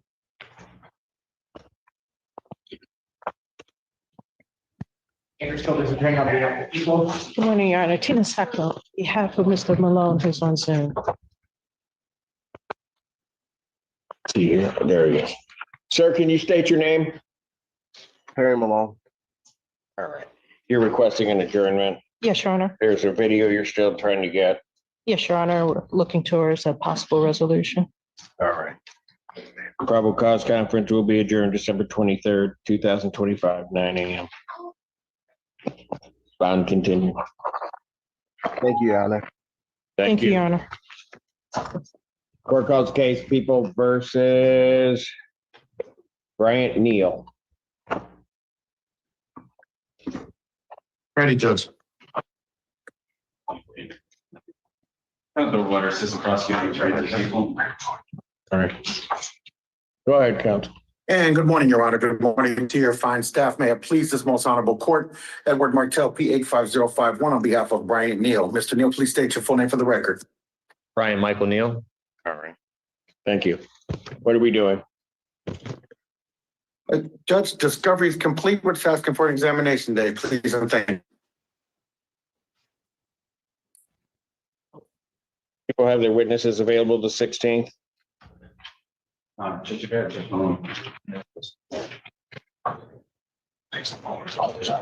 Is this a co-defendant case? it is, Your Honor, with Mr. Gamble's, and that matter was adjourned. I think I believe to the 23rd, but I got just a moment to confirm that.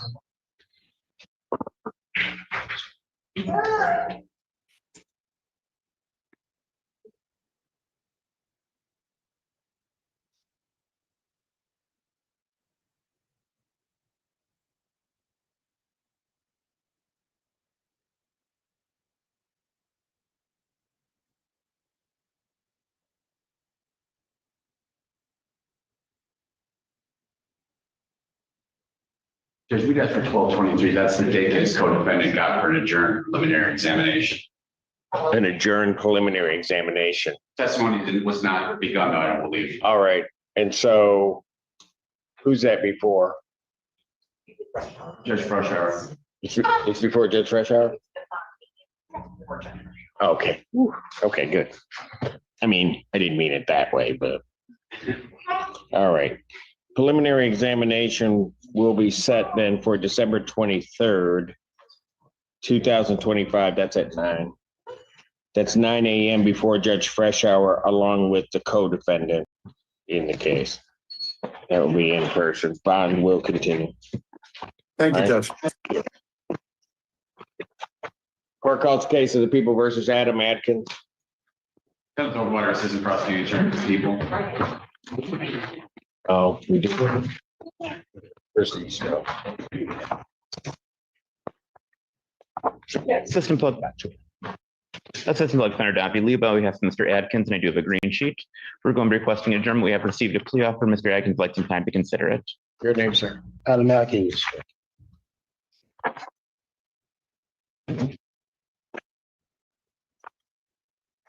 Probable cause conference will be adjourned December 30th, 2025, 9 a.m. Bond continue. Thank you, Your Honor. Thank you. Court calls case of the People versus Randall Laird.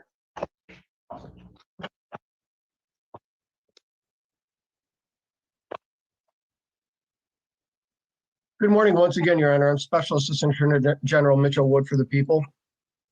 Your Honor, Alexis Bloom, I am appearing with and on behalf of Mr. Laird. Mr. Laird, would you state your full name for the record? Randall Laird. All right. Thank you. And Your Honor, we are asking for an adjournment here. Mr. Laird is just trying to coordinate with his wife in Tennessee to post his bond. Additionally, he does have a couple of traffic holds and a friend of the court hold out of Wayne County. So I just want to give him some time to resolve those if he is. So he's trying to pay the bond here. Yeah. He's got a friend of the court hold out of Wayne County. Yes. And then he's got some other traffic holds that he needs to clear up. Yes. And so he wants an adjournment to try to get that all rectified. Yes. All right, how much time is it gonna need? Your Honor, if we could go to a January date. January date, just, do the people have any objection? Judge, this is a similar situation to Ms. Peters that we just had. Mr. Laird, we extradited him from Tennessee, and I was just emailing back. I just got an email from Ms. Plumage, and I was emailing her back. She told me that the family is trying to pull together the defendant's bond, which is set at $26.6825. I was about to tell her, since he hasn't posted yet, what we would like to see is that that amount be paid directly into the child support case, and then his bond is converted to a PR bond. I know you can do that by placing that in lien, Judge, that upon proof that he's paid this amount, he does have this other case in Wayne County, so he needs to make sure that the payment is directed just to his Washtenaw County case. So if he does that, if that money is paid in, we would stipulate to a personal recognizance bond, with the understanding that, as with Ms. Peters, Mr. Laird has to pay his ongoing support, which is currently set at $147 per month, has to pay that in December and every month going forward. Okay, and I'm gonna talk to the magistrate about this, but his bond condition is that if the bond is posted, it's going to be released to the child support case. And then it indicates that the defendant can leave the state of Michigan. So once he posts on this case, he'll be posted. I don't need an order or anything converting it to a PR. Once he posts this, then he'll be released on this case. But I am concerned about him leaving. He hasn't paid a December payment. This is not going to, I'm assuming this is part of the arrears for that, but a December payment would have to be made. Okay, in order for him to be able to return to Tennessee. Right. Okay. So that bond would have to be posted, and then he needs to pay December before he can leave the state.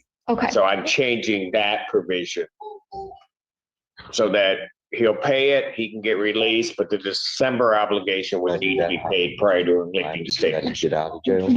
Okay. Just after you post your bond, you pay another $127, your monthly payment for December, and then Well, what if Wayne County keeps me in there longer and I'm not able to get out to make this payment? I mean, I don't want to violate anything. I want to make sure that I'm doing what I'm supposed to do. Yeah, so if you're in Wayne County, we'll talk to the Okay. All right.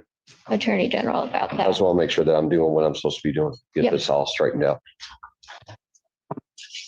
It's All right, everybody 147, understand Mr. that? Plumage. I think so, What was that? Judge.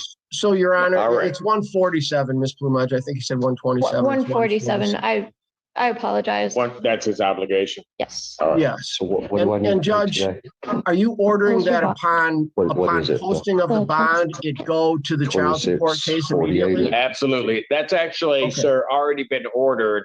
It's just, Already paid right now. well, like with the last one, we'll check it out and see. I asked my Did you father. to pay check it?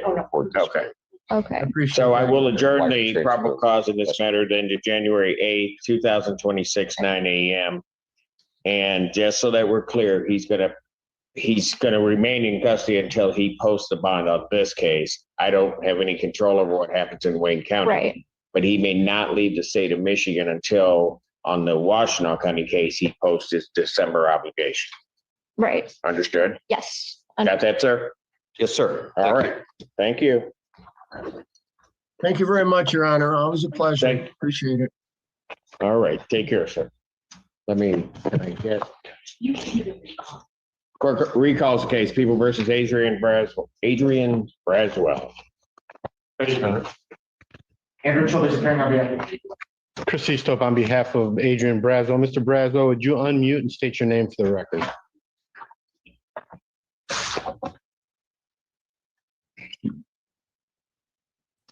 Adrian Braswell.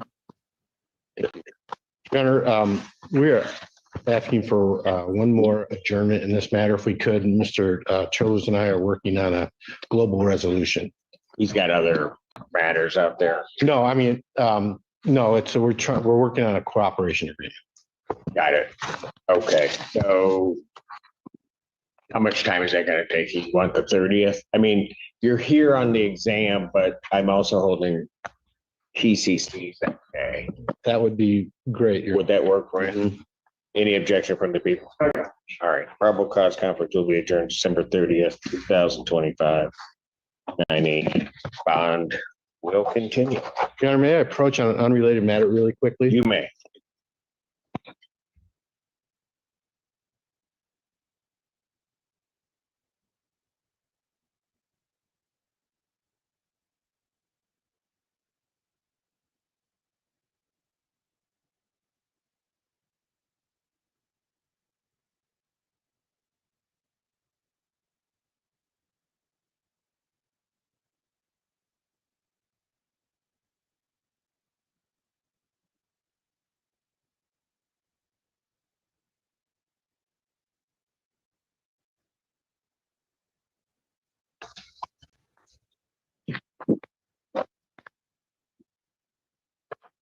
Your Honor, Alexis Pluma appearing with and on behalf of Mr. Allen, who's approaching. Mr. Allen, could you,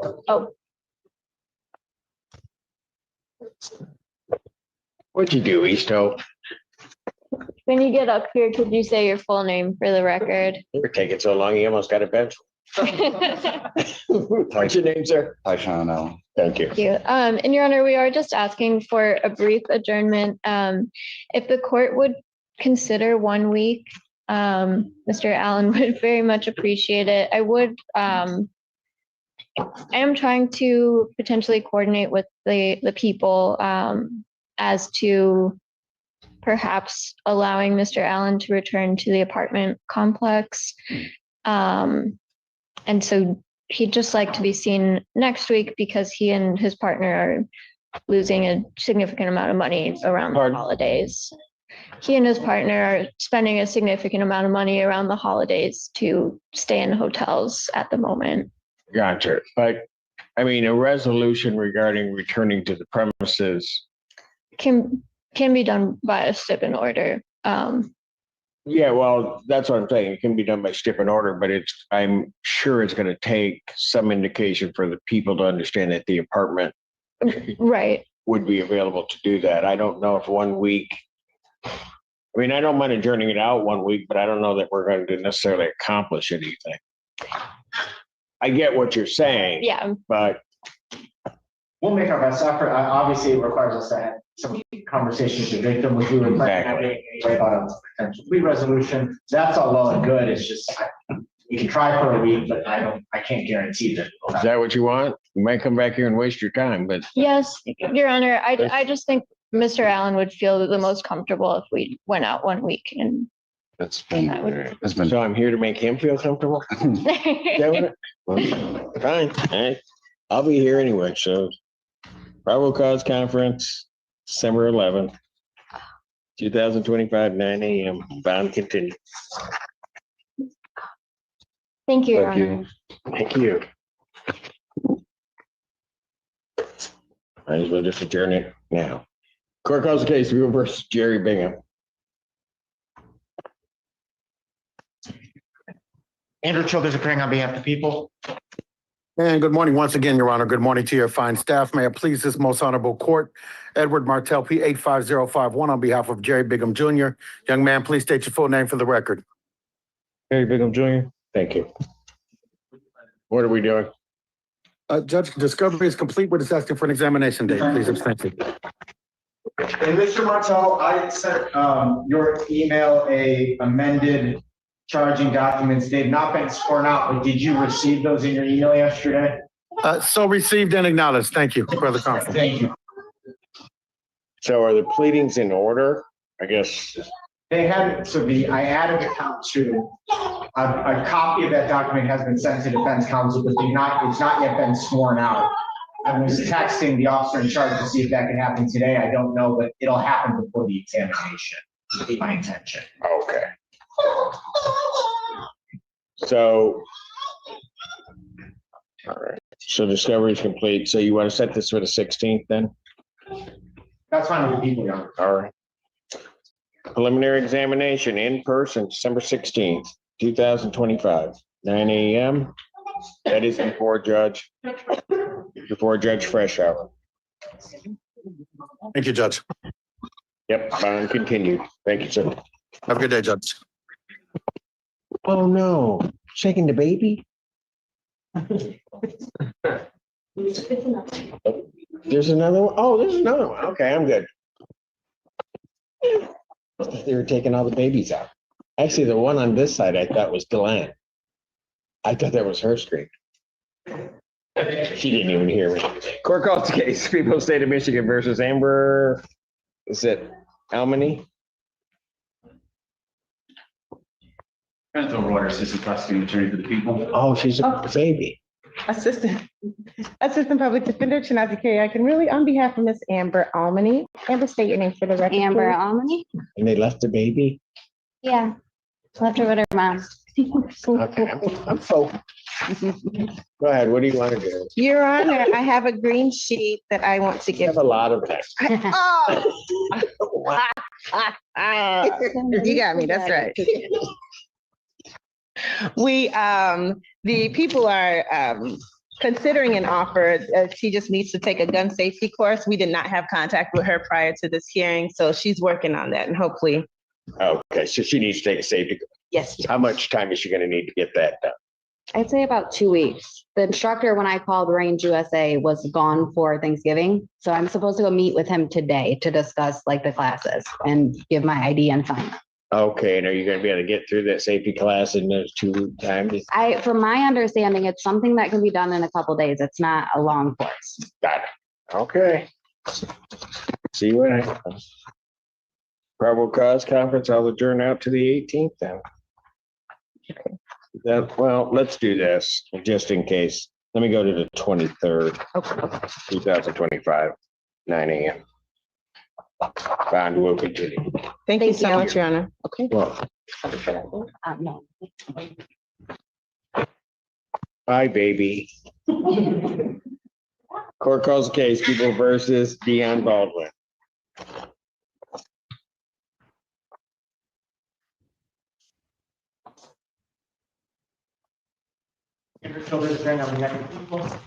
Assistant Public Defender, Chinazi Carey, I can rule, Your Honor, on behalf of Mr. Dion Baldwin. Your name, sir? Mr. Dion Baldwin. Thank you, sir. How are you doing today? I'm doing great. Yourself? I'm trying to be better. Okay. Yeah. Aren't we all though? Yes, sir. Your Honor, we are Oh, asking. some of us. Here comes second rule. But go, no. We're asking for an adjournment in this matter, Judge. I've had an opportunity to speak with Mr. Baldwin. There's a lot to this case. We're unpacking all of the pieces to see a way forward, so we need time to continue to discuss. And I would also like to address bond. Probable cause conference, December 23rd, 2025, 9 a.m. All right. As to bond. As to bond, Judge, Mr. Baldwin is asking that the court consider reducing his bond to an amount that he would be able to pay. I think initially he was asking if there was a temporary release of some sort that he would be able to do. I think that there's some money issues that he needs to sort out. He's got a PO box that he needs to attend to. He does not have much family support, and he's pretty much on his own. So since he's been in custody, there have been a lot of his personal effects and matters that have gone unattended to. He indicates that he does have some finances, but a lot of that is tied up right now and he's unable to access it. He's hoping that if the court would consider releasing him for a few days, he would be able to sort that out. This is a home invasion case. However, Your Honor, one of the questions that needs to be determined is the owner of the home. It's a family property is what he indicated to me. It's a home that was owned by his mother before she passed away. The complaining witness in this matter is a family member. So right now,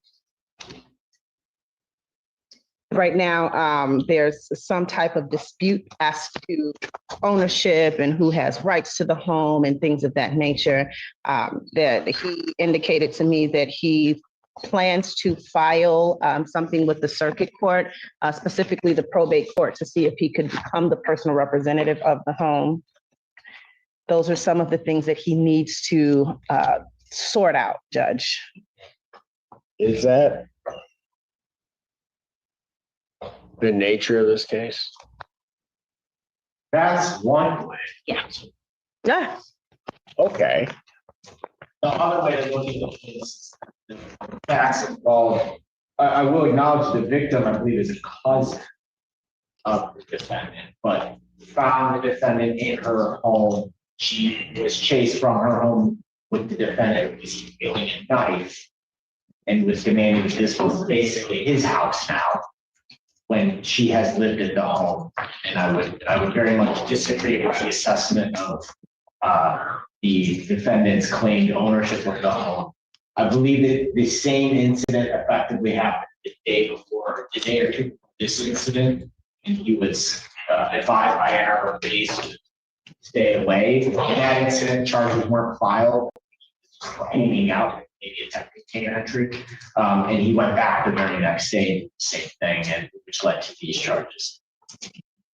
The statements made by Ms. Akira Yakamuli, there may be some ownership dispute down the road, but at the time this event took place, we have no reason to believe the defendant had any ownership of the home. My concern is that the defendant was effectively told by Ann Arbor police to stay away, and he went back the very next day. Okay. To these charges. Yeah, right. But God, I don't want to get this, but the mom passes away. There is there's a collateral heir that is residing with mom, being the cousin. She wasn't residing with mom, but his brother actually right now was personal representative of the estate. I looked all through the probate document. Hold on, say that again. His older brother. His older brother. Correct. Is the executor of the estate. That is correct right now. Technically, but I mean, that's what. Well, then that means that individual has control over the property at this point.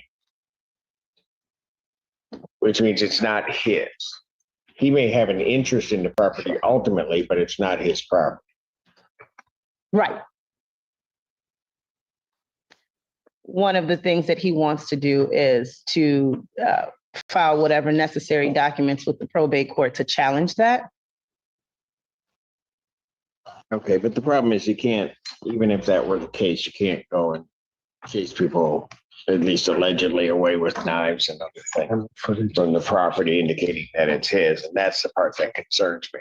So if he were released, where would he reside? He does have his own place, Your Honor. He has that's the International Drive address is what he indicates to me, Judge. Correct. Okay, before I would even consider changing his bond, I would need a verification that that is his address. Okay. And I would sign an order releasing him actually on a PR, but home confinement to that address. Okay. Obviously, that's assuming Tepe. Yes, with a tether home confinement to that address. Okay. But I'm not going to order that right now because I'll need the verification. Council understands what I will order. And then they prepare an order to the court regarding that. All right. At this point, this bond will continue. New date is December 25th. 9 a.m. Thank you, Judge. Thank you.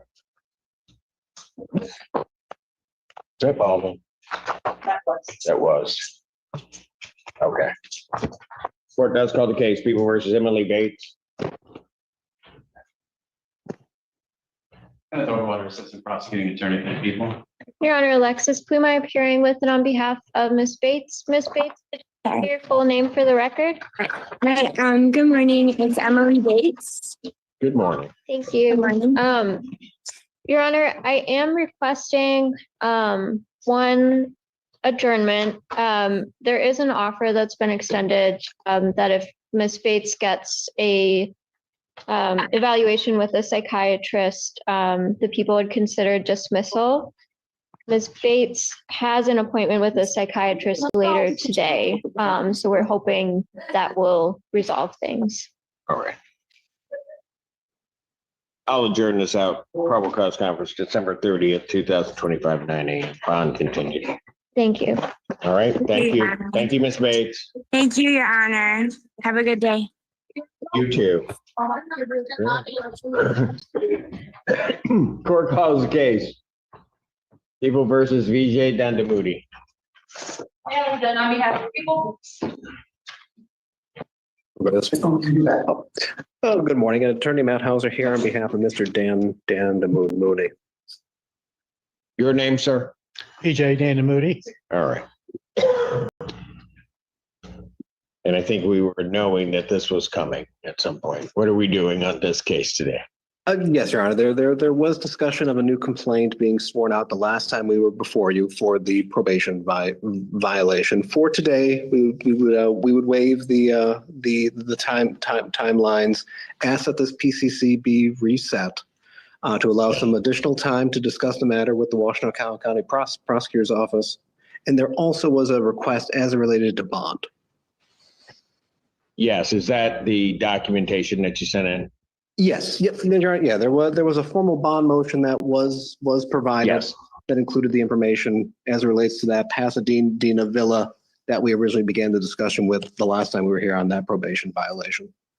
Did people have a position on that? I did see the documentation. I was not sure on, I did not see the actual motion, but I feel like I would need a little more information on how that would look if he's released to there and all that, and then being able to say that with the victim as well. Understood. Right. It's a little.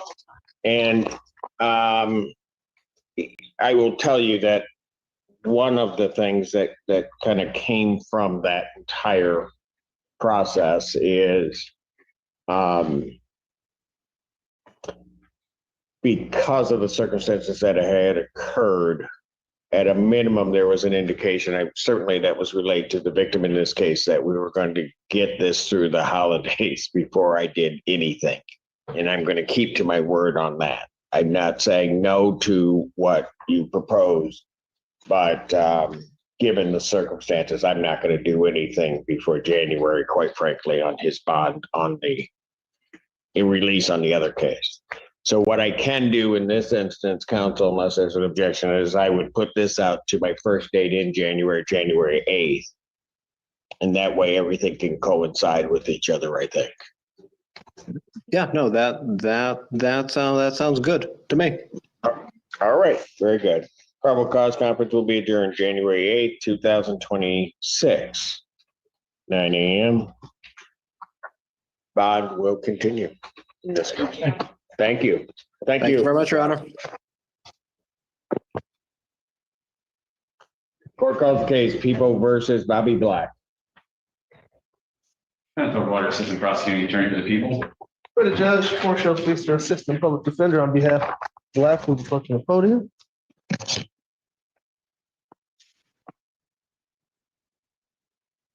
Let's take your name for the record. Bobby Black. I think I spoke to Mr. Overwater about this via email, Your Honor. I think there is a new charge that we have to arrange Black on, Okay, if I'm not mistaken. but not, go ahead. That charge was filed as a new case. So there is a warrant outstanding on that new case. Mr. Caddy was aware that at the last court date, it's my understanding he was going to try to make arrangements for to be arraigned on that here today. I don't know if that ever happened. And I assume it did, but I don't know either, Your Honor. Mr. Gaddy's has not been in the office for the last few days. I see it as a new felony, Jay, I guess, but it does not appear to have been already yet. So Charge. Possession of a controlled substance. It's not it arises out of this same set of facts, so it is not a bond violation of any kind. It's just the lab results came back. Later. Police submitted it, it got filed as a new charge rather than added to this case. All right. And right now you're walking around with a warrant, and I should take him in on it. You've been sitting here all morning. Yes, sir. You don't want to go to jail. No, I don't. You don't. No, prefer not to. You want me to send Feaster? No, no. I don't like that option. Well, no, I was just making my own options. Tell you what, Yeah, have a seat. I'm gonna get that file in. We'll get you a ring, get that warrant off you. Thank you, Judge. Okay, and that way you're not waiting to get basically arrested and waiting for the magistrate. Thank you, Okay. Judge. Thank you. So I'll pass this one. Let's see. For a while.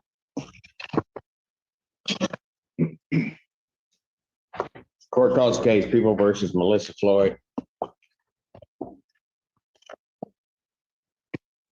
Andrew Childress, appearing on behalf of the people.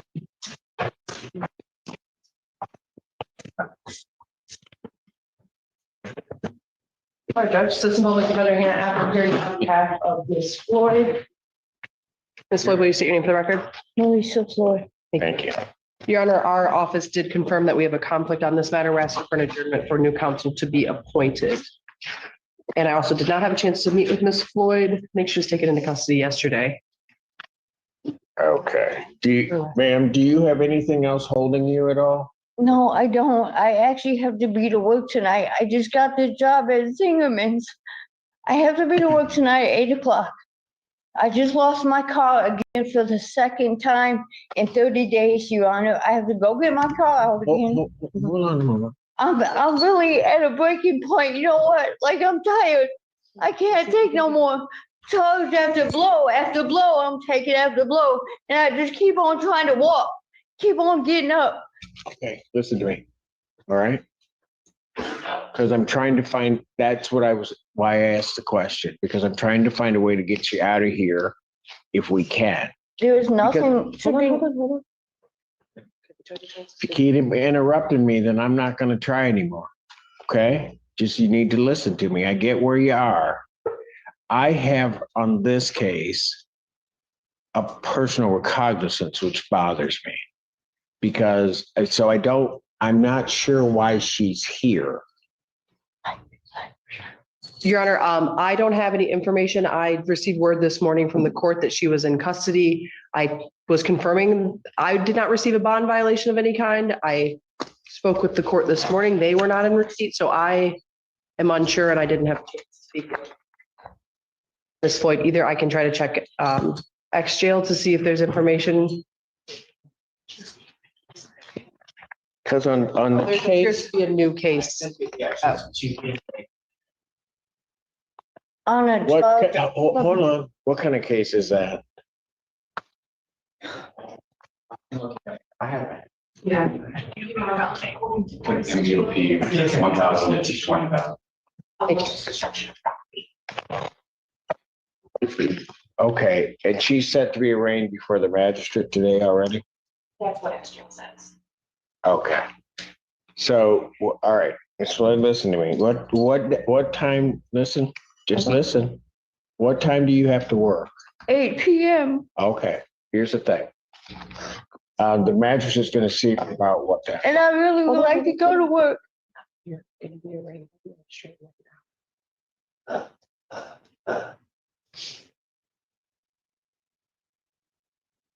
Okay, Miss Floyd, you're gonna have to listen to me, okay? Because I'm gonna try to explain it so find a way to get you out so you can go to work.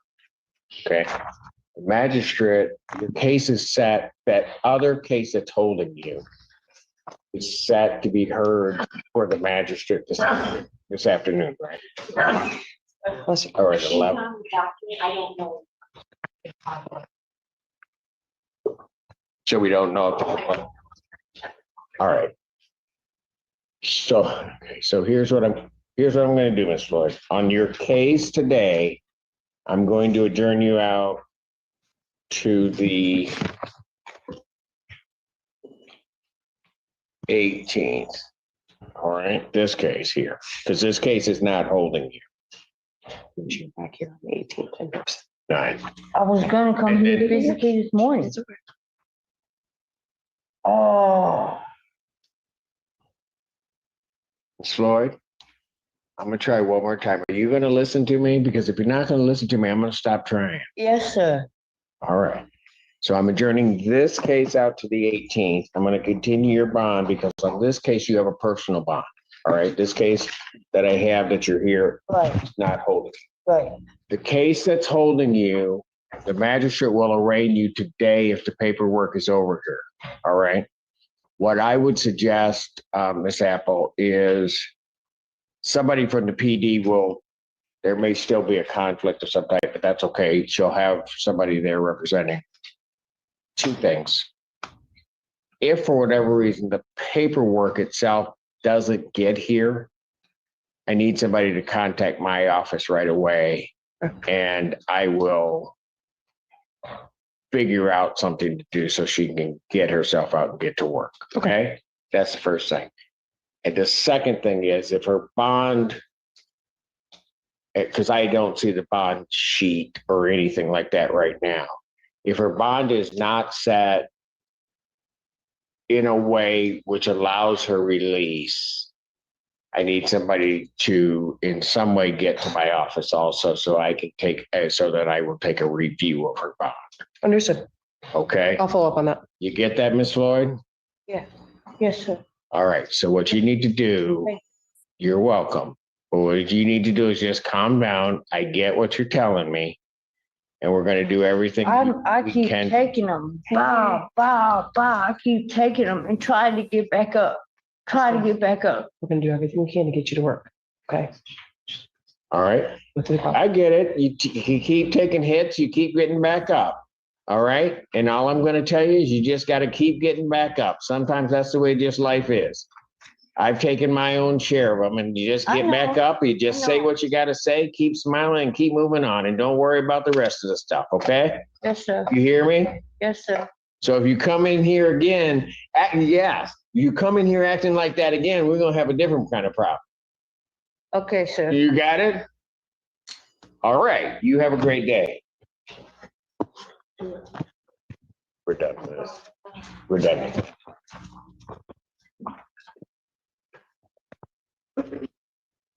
Court calls case people versus Carla Bordine. Your Honor, Alexis Pluma appearing with and on behalf of Ms. Bordine, who is approaching.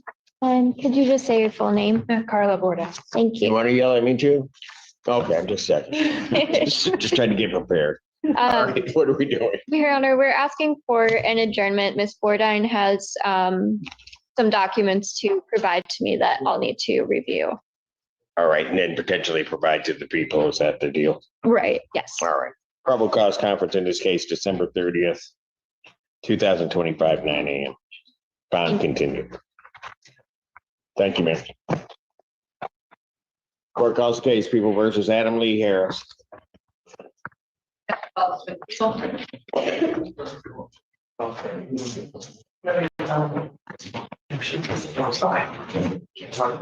Stephanie Cannon on behalf of Mr. Harris, who is on my right. Mr. Harris, could you please state your name for the court? Adam Harris. Ooh, that was good.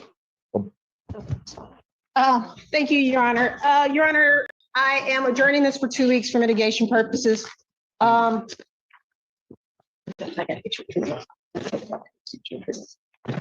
do have a green sheet. Your Honor, in addition, I'm asking if my client can be released to treatment. Any objection from the people for release to treatment?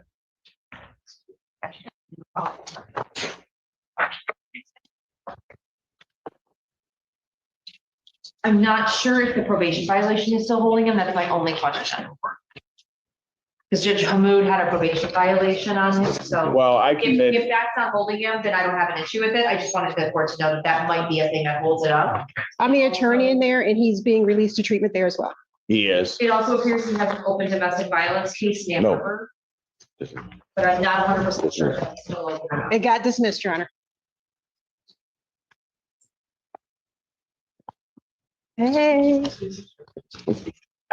Fair enough. I will allow release to treatment with a GPS. Thank you. And I will adjourn his case to December 18th, 2025. Bond continued. Thank you.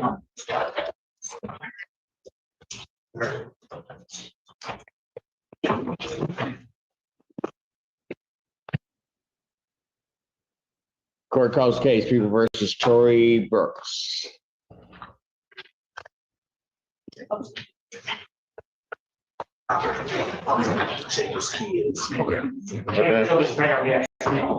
He's in all of it. Oh, okay, because he's got kids.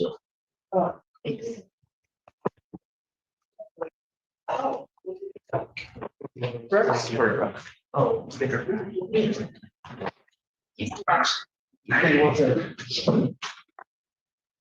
But Judge, court shall please the Assistant Public Defender appearing on behalf of Mr. Tory Brooks, who will stand to my right at the podium. Mr. Brooks, please state your name for the record. Tory Brooks. Okay, what are we doing? Thank you, Judge. I did hand to you bailiff a request for adjournment. I did speak to Mr. Brooks, and Mr. Brooks is requesting that I ask the prosecutor for another offer. So we're continuing to negotiate in this matter. I'd ask for a brief adjournment, Your Honor. Realize he's got positive tests. I did not, Your Honor, no. Approach.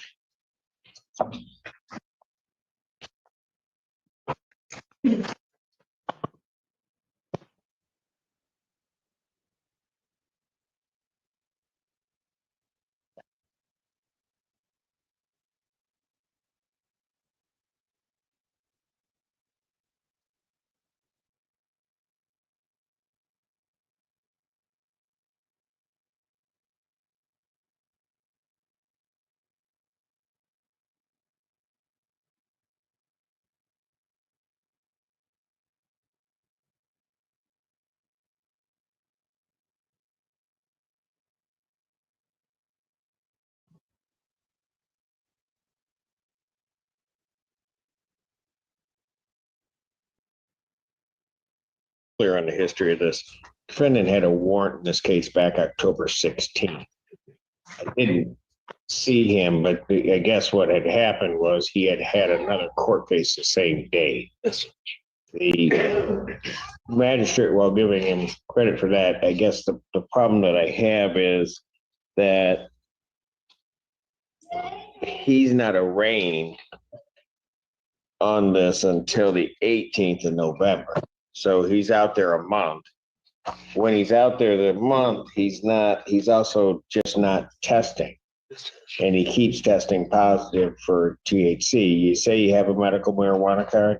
Yes, I do. I actually have one, and it's coming in the mail this weekend. I already had it months ago, but I lost it. Actually, lost my card, my social security card, my ID. I had to get everything back. It's coming in the mail. Where were you for the month that you didn't appear here? I was in custody for a week or two because of the case that I had. Okay, but then after you got out of custody, supposedly, then what happened? I'm not He wants to know why you didn't come back or turn yourself in or address things for the 3 weeks, 2-3 weeks after you were released from custody of the court. I did address it. I've been going to community corrections. You haven't been tested. As of recently, because I had just got released. Yeah, you got released, had a new community corrections order. That's the other reason that you went over. Yeah, You're still testing positive for THC. We don't have a card. You haven't given them a card. At this point, I'm just going to put I gave my probation December 11th, 2025, 9 a.m. Give you a chance to get that information, but at this time, defendant's bond is revoked. My probation officer has my card. If it's possible, you can get the information from him. He can see you. Tell your attorney. Mr. Puppet. Talk to them. Right now, you need to go with my bailiff. Thank you.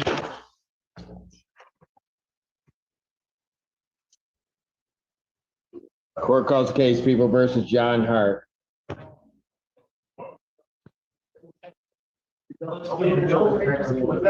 And Assistant Public Defender Jay Bellinger on behalf of Mr. Hart, who should be John Hart, approaching.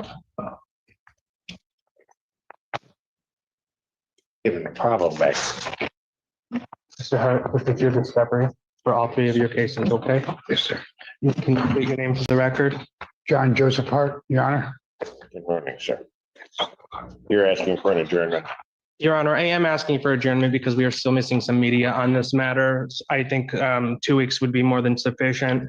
I'm also asking to address bond when appropriate. You may go ahead. I'll adjourn probable cause conference to December 18th, 2025, 9 a.m. Yes, go ahead. Thank you, Your Honor. Your Honor, my client has some significant heart problems for which he's not getting all the proper medication in jail. I took a look at his criminal history, as well as the current cases that are holding him. It looks like he has a number of cases. However, those bonds are all set at $100. Some of them are in other courts, certainly. He is seeking to address those as soon as he can within the proper courts. Those are all $100 bonds, as I stated. He's asking for PRs on these today. These are not assaultive crimes. These are retail in nature. So we are just asking for his release so that he can get the proper treatment that he needs desperately.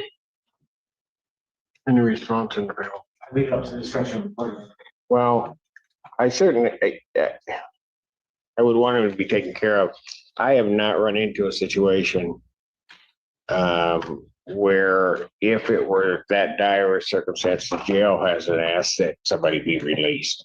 So I'm not going to do that. I think he's getting what care the jail is going to give if. I understand. And Your Honor, for what it's worth too, and for my client's sake, I will follow up with the jail medical staff as well to ensure that they can take a look at him sooner than later. So I will adjourn this out to the 18th. Motion for bond modification is and reduction is denied. Bond will continue. Thank you. Your Honor, if I may, Judge Valvo has sentenced me to this Beyond Barriers program.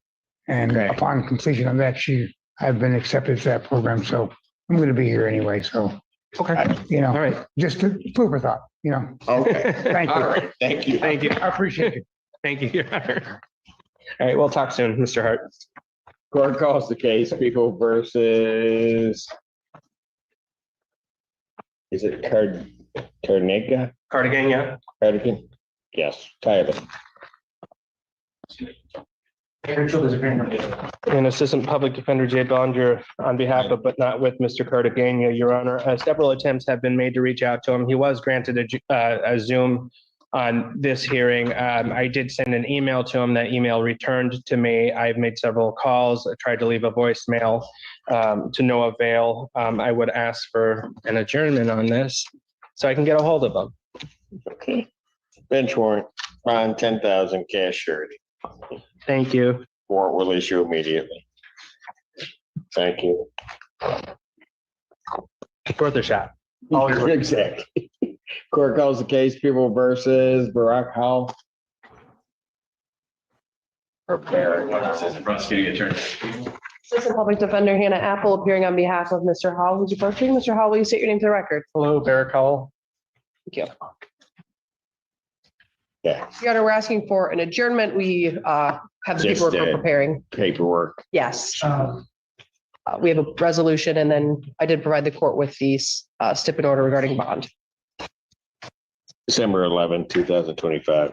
All right, 1 week out. That's the issue. All right. Thank you. All right. Thank you. I'll get one, okay?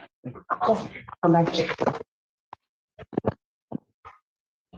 Court calls the case People versus Edward Casto. Patrick Feltus for the people.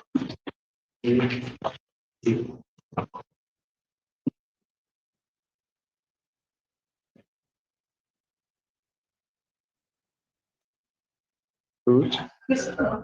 Why? Assistant Public Defender Hannah Apple appearing on behalf of Mr. Casto.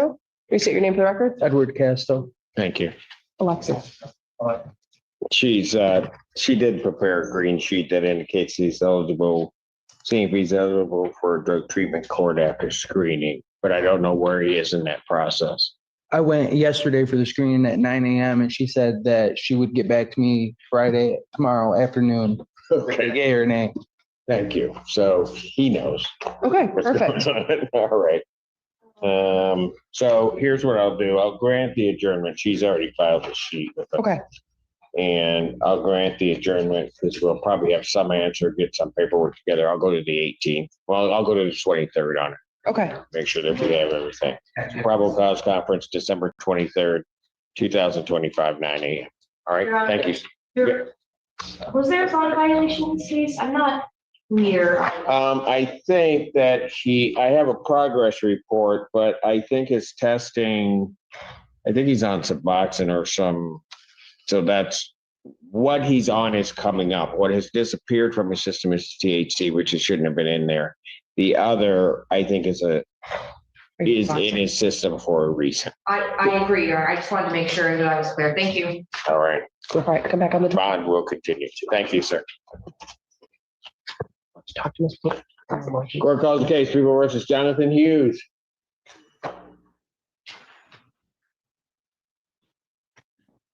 Andrew Childers, appearing on behalf of the people. Assistant Public Defender Sandra on behalf of Jonathan Hughes. Your name, sir? Jonathan Hughes. Yeah, my office has identified that there's a possible conflict in this matter. We're just looking for confirmation on that. December 11th, just 1 week out. Yes, that should be good. Get the paperwork and order signed and get it in. Thank you, Your Honor. Is there anything else holding him at this point? Yeah. There is. Okay. All right. All right, thank you. Thank you. On continue. Court calls case of the People versus Jose Chai. Is it going on? And then on behalf of the people.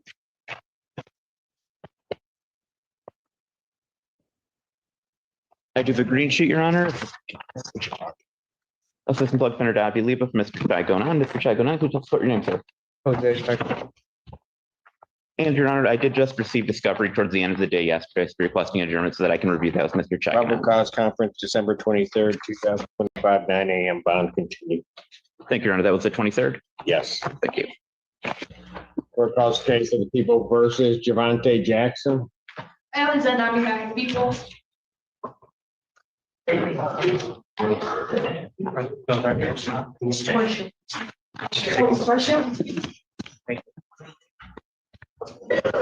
Distraction. Judge.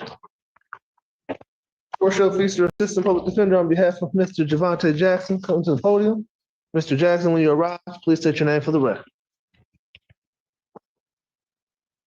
Javante Jackson. Thank you. Thank you, Judge. I did speak to Ms. Zinda on this matter. I know she has something she's gonna be requesting. I also met with Mr. Jackson in custody on Tuesday. We are going to be requesting an adjournment to try to get some new information discovery that Ms. Zinda is going to talk to you about here momentarily, Judge. All right, yes. Now, if I could address Bond, it came to my attention that Mr. Jackson has called the victim. There were 3 complete calls that were just about a minute long. In those calls, the victim calls him by his nickname that she referred to him in speaking with her brother, who's also in custody previously, and is immediately upset that he's calling her, tells him to stop calling her. And then after those calls are complete, he has about 180 attempts to call her that she does not pick up. So at this point, I'm going to ask that his phone privileges be revoked, and we will be blocking her number from the jail, given that he's tried to call her 180 times.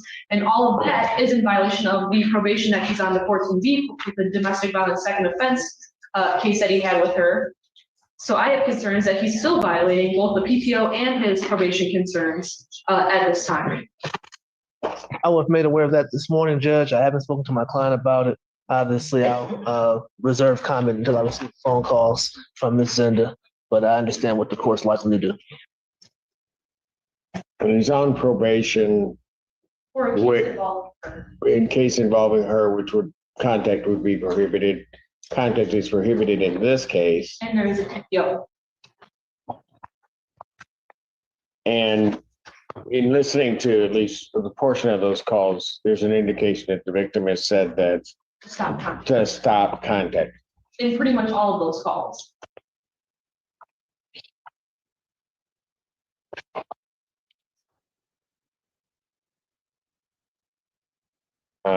That from this court standpoint seems rather egregious in terms of behavior. Certainly he would be entitled to a hearing on it. But at this time, there's going to be I don't think he can behave himself if he ever got out. So not only are his phone privileges hereby ordered revoked, the defendant's bond is also revoked at this time. I'll get a copy of those calls from Ms. Zinda and I'll take them over for my client to listen to. Your Honor, what was the new date? I apologize. What date did I say? I didn't. You didn't yet. The 23rd. Okay. Thank you, Judge. Court calls case People versus Deborah Collette. Ashley Feltus for the people. And Assistant Public Defender Jay Bellinger on behalf of, but not with Ms. Platt. And Mr. Judge Simpson, this is an elderly lady who has cataracts and oxygen tank. I don't know if you've ever had to explain electronics to an older person. I have to talk about it with Alan all the time. But I spoke with her for 20 minutes to try to help her figure out Zoom this morning. She was willing and prepared to come. However, she could not figure it out. I did implore her yesterday to have someone help her. Unfortunately, she had no one. She did advise that she would be available to come to court next time if you would please grant her an adjournment just this once. Roger. That was like a country song. You just.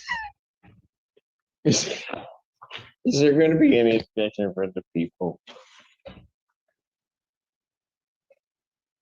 Your Honor, has the court received anything from community corrections, reference or bond? I have not. No, I have not. It looks like she's in compliance. I think she got a sober link at her arraignment. Right, but then it had to be changed, I think, to a scram because she medically could not she could not blow into the sober link. If she's on the scram now and no violations, I have no. Yeah, I in fact changed her to a scram on the 19th because she couldn't operate the sober link, which also fits into what Mr. Bellinger is indicating in this. So when do you think Your Honor, she can get here? She did advise that she would have to take an Uber for the next time. So I would just ask for a couple weeks if you'd be inclined to do that for her. Probable cause conference. I realize the nature of the charge here, but why don't we make it December 30th, 2025, 9 a.m. Give her time to make arrangements to get herself here. Thank you very much. Thank you.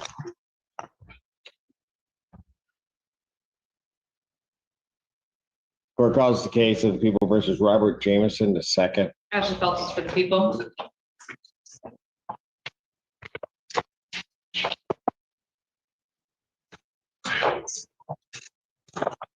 Good morning, Your Honor. J. Grant Miller, P58658, on behalf of Mr. Jameson, who stands to my right. Please state your name, sir. Robert John Jameson II.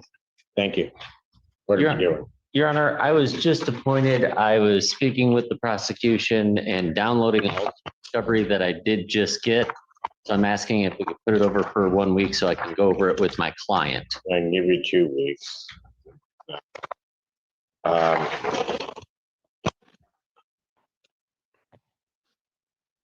I don't know, would you roll that up? Because I only have never mind. law to use, Your Honor. No.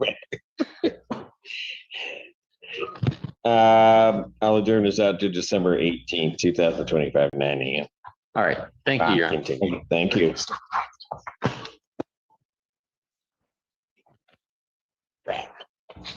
Court calls the case People versus Daniel Cummings.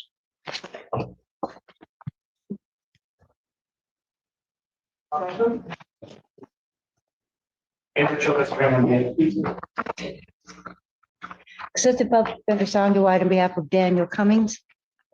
Can you state your name, please? Daniel Cummings. Your Honor, we're going to ask for an adjournment so that I can have more time to speak to Cummings and the prosecutor. Mr. Cummings is asking for an adjournment about a month out. He has different procedures coming up and he wants to get all of his dates together. You've seen his test result? Apparently not. Yes, we discussed. From the 24th? Just a second, Your Honor. Counsel approach.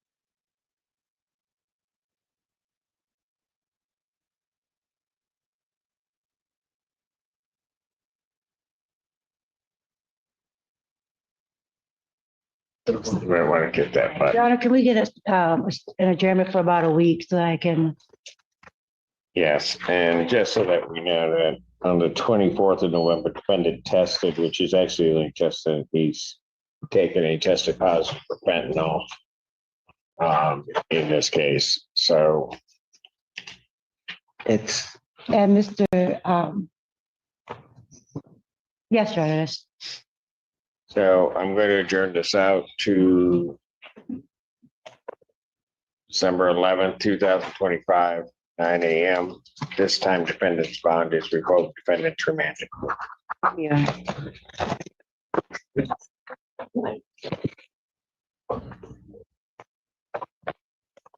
Court calls case People versus Wanda K.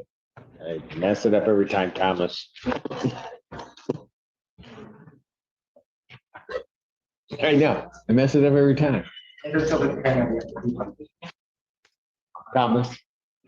Stephanie Cannon on behalf of Ms. Thomas, Your Honor, as it. I'll have her. Sherilyn Foster Tucker on behalf of Ms. Thomas in cases ending in 1211 and 5653. And Stephanie Cannon on the remaining two, Your All right. What are we doing? Your Honor, we are asking for an adjournment of these matters. But in addition to asking for an adjournment, we're asking if she could be released to treatment. Substance abuse appears to be the bulk of what's happening in her life. If the court is inclined to allow it. State your name, please, ma'am. You want to question Bureau of Comment? Thank you. Is there, first of all, any objection regarding release to treatment?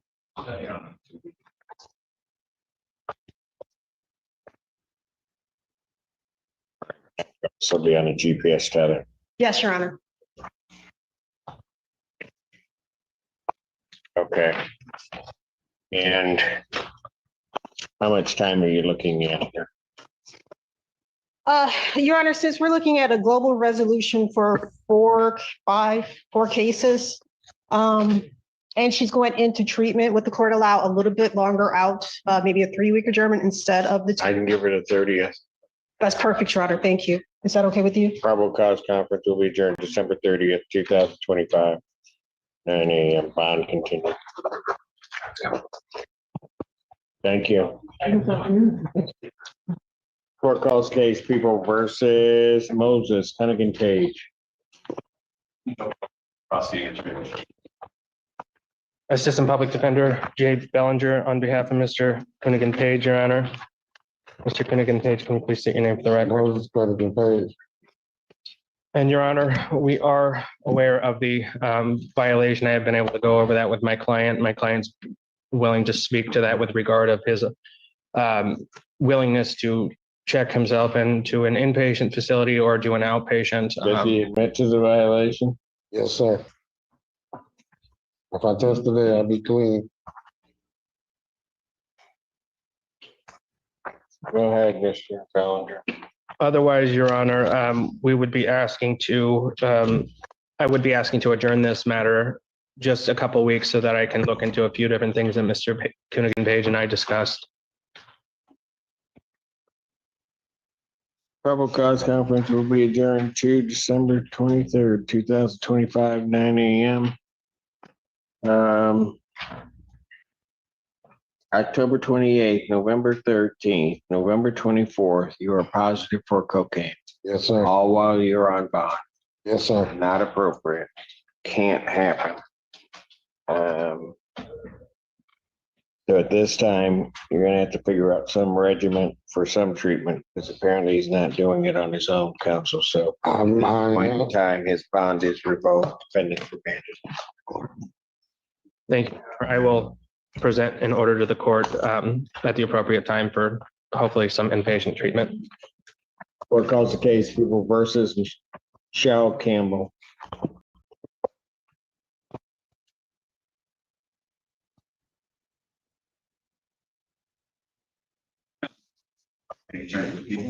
Assistant Public Defender Sandu on behalf of Michelle Campbell.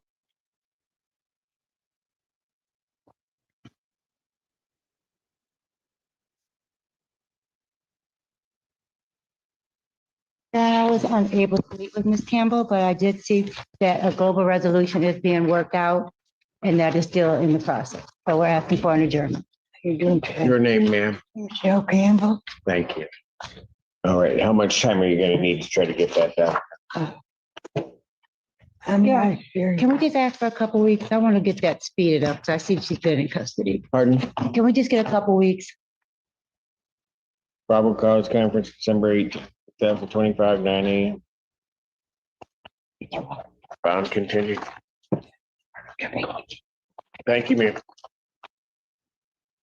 Court calls the case of the people versus Mary Davis.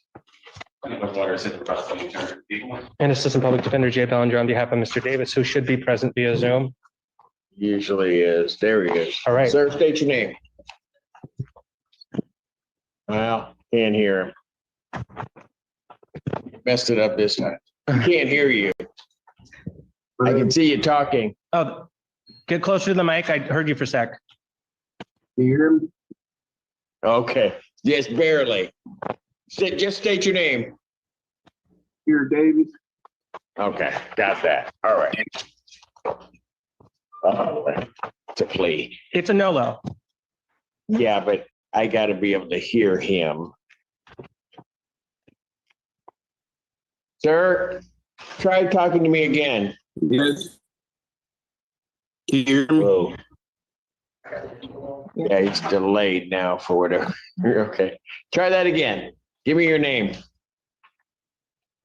My name is Amir Davis. Okay, there we go. Much better. We got you. Whatever you did, it finally caught up and seemed to work out.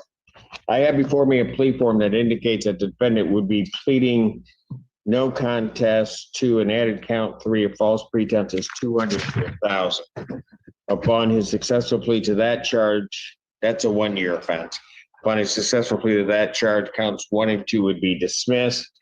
That is the court's full understanding of the agreement. The sentencing judge waiver box is not checked. He understands that I would not be taking his plea, correct? He does, Your Honor. All right. Or I would be taking his plea, but not so. Yeah, sorry about that. And that is our understanding of the agreement as well. Is that the people's understanding? It is, Your Honor. All right. Mr. Davis, can you raise your right hand, please, sir? Do you solemnly swear or affirm testimony you're about to give will be the truth, the whole truth, and nothing but the truth, so help you God? Yes, Your Honor. State your name again for the record, if we haven't already, right? Amir Davis. All right. Sir, it is this court's understanding you're going to be pleading no contest to the charge of false pretenses, 200 to 1,000. That is a misdemeanor punishable by up to 1 year incarceration, $2,000 fine plus court costs. The fine could be increased to 3 times the value of the property taken if that's greater, or that's the subject matter of the false pretense. If that's greater than 2,000, that would become the maximum fine. You understand that, sir? Yes, Your Honor. Do you understand what a no contest plea is? Yes. All right. 2 things about it, just to make sure that you understand it. First of all, means that you're not desirous or wanting to contest this charge. You understand that, sir? Correct. All right. The second thing is that for purposes of sentencing, the court's going to treat you the same as though you had pled guilty. You understand that? Yes, Your Honor. All right. And as I had indicated, you understand that while I'm taking your plea, I would not be your sentencing judge, and you would be sentenced before Judge Freshour in the 1483 District Court. You understand that, sir? Yes, Your Honor. All right.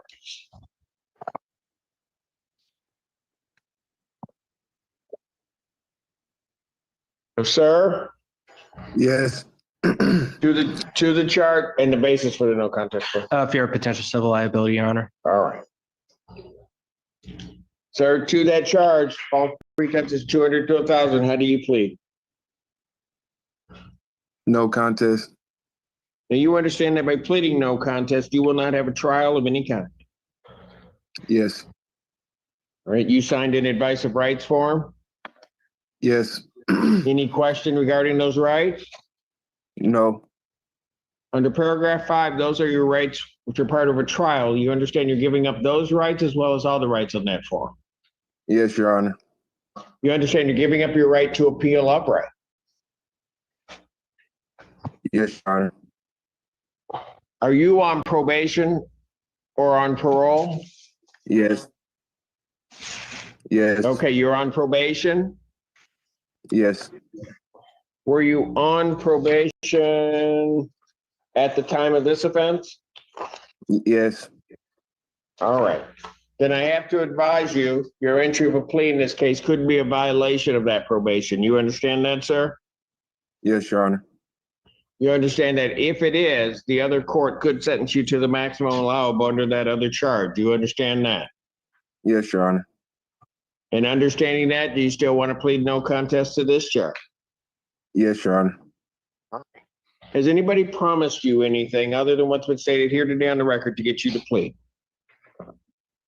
I mean, I was promised a misdemeanor, but well, this is a misdemeanor. Were you promised anything else other than this plea agreement?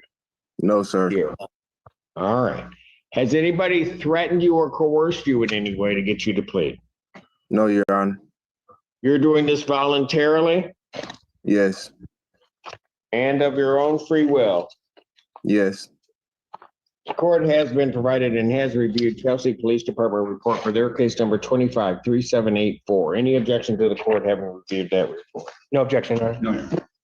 Based upon a review of that report, the court does find that there's a sufficient factual basis in which the court could determine the defendant's guilt of this offense.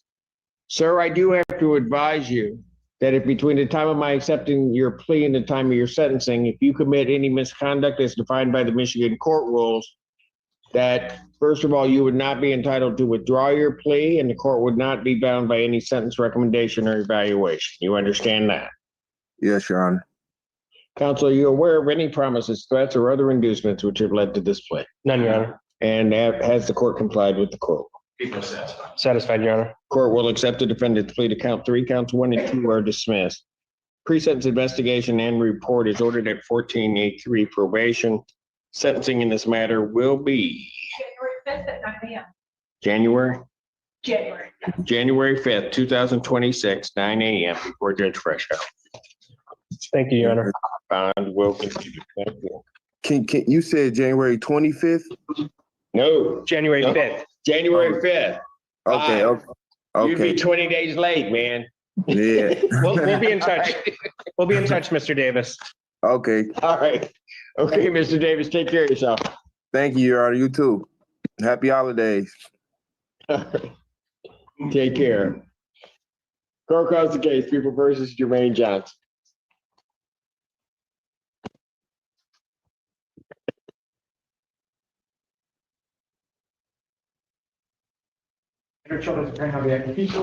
Two cases.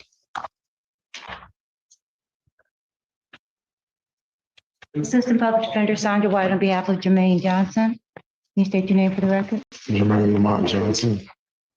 Your Honor, we're asking for an adjournment in these matters so that we can talk more with the prosecutor and I can go over some things with Mr. Johnson.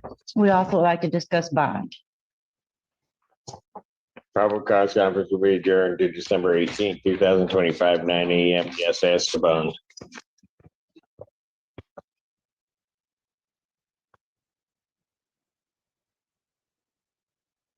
Esteban.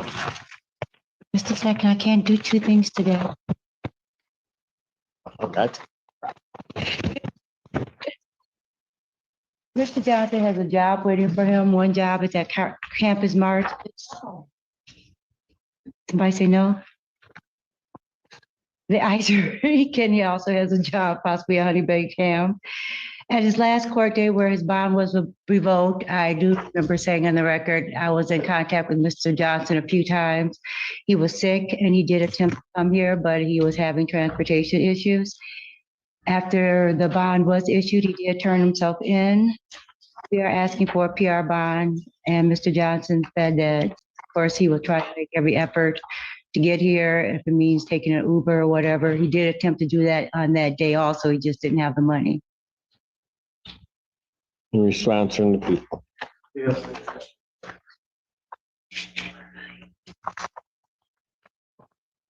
After he didn't appear at bond,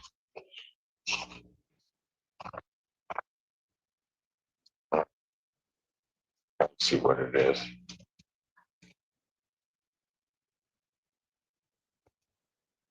But he's got minimal bonds set right now, right? I believe one of them is 25,000. But he's unable to pay anything at this time, Your Honor. One of them's 25,000, but I don't get that survival rate.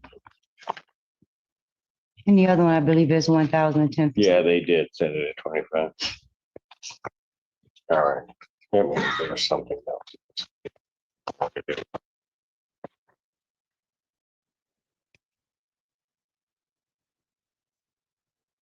That type of bond usually means that there was some other issue besides just his failure to appear.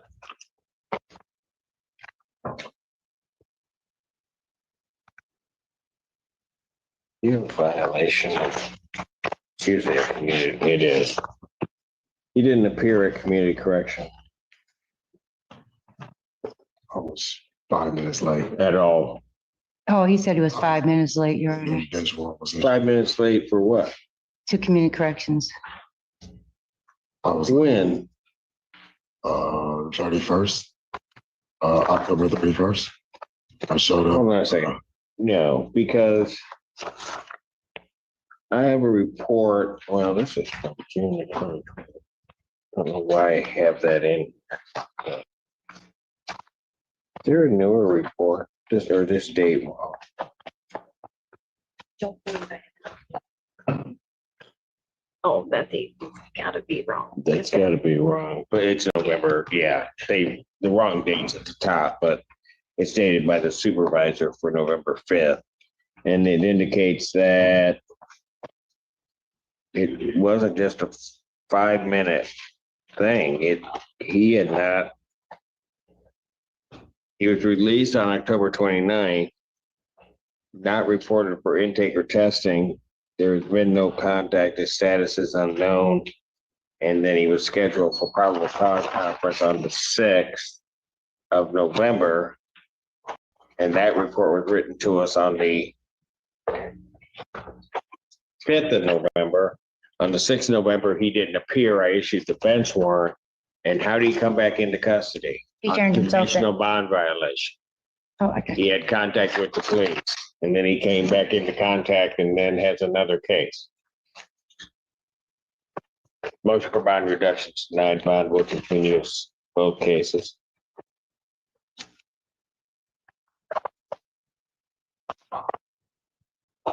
Thank you.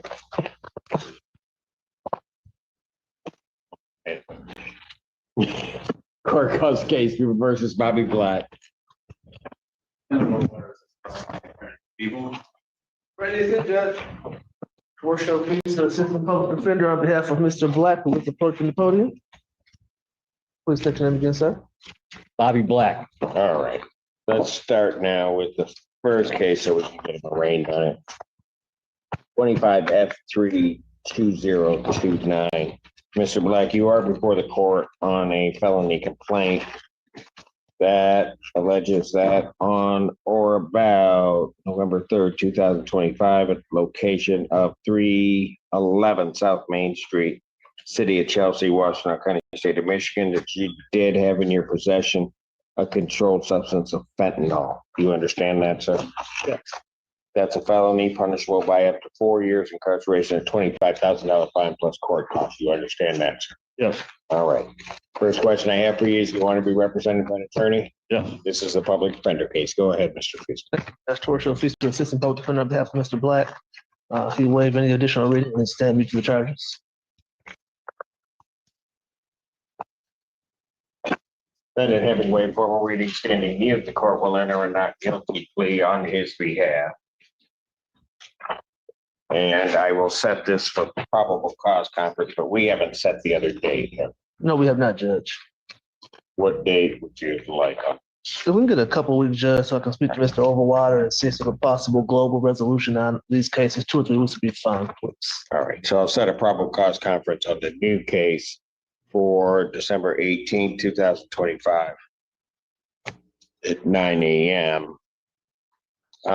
As to his bond in that case, are you testing it, community corrections, sir? Yes. I believe you just finished a treatment program as well, Your Honor. I believe you just finished a private treatment program as well. It's going into another program.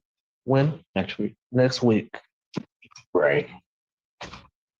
All right, so what I'll do, so that you don't have to duplicate things, I'll set his bond in the new case at $25,000 personal recognizance bond, although the standard conditions included no assault behavior or possession of any weapons, no alcohol, no recreational marijuana, no illegal drugs. I will also order a community corrections testing. I'll have that consistent with what you're currently doing in community corrections. So that will issue the same order, but on this case. All right. I think that will do it. And the other case is the same day. And the other case, I'm adjourning out to the 18th. Thank you, Judge. Same time. Thank you, Judge. All right. I think we got it. 2 weeks, the 18th. 12/18. All right. Thank you. Thank you, Judge. Thank you. Court calls case people versus Zion Jones. Zion Jones. An assistant public defender, Jay Bellinger, on behalf of Mr. Jones, who approaches. Jones, can you please state your name for the record? Jones. Your Honor, we have completed waiver paperwork. I did sign up. Waiving your right to preliminary examination. You understand that that's a hearing where the people have to show by probable cause that the offense alleged was committed and that you committed it. You understand that? Yes. All right, you understand you'll not have that hearing. You'll proceed to circuit court for further resolution. Yes. People also waive their right. Yes, Your Honor. Preliminary examination having been waived. It's bound over circuit court on a single. Your Honor, we acknowledge receipt of information. Wait for a reading, stand mute at this time. Defendant every way for a reading, standing mute, court will enter not guilty plea. Pretrial will be set for December 16th at 1:30 with Judge. December 16th, 2025, 1:30 before Judge Constable. Thank you. I'll see you up there. All right. Bond will continue. Calls case of the people versus Sean Douglas.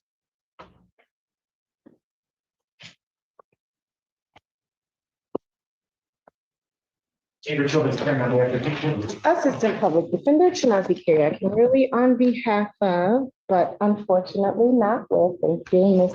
Sean Douglas. Don't look so sad. I know. Did you try to get to her?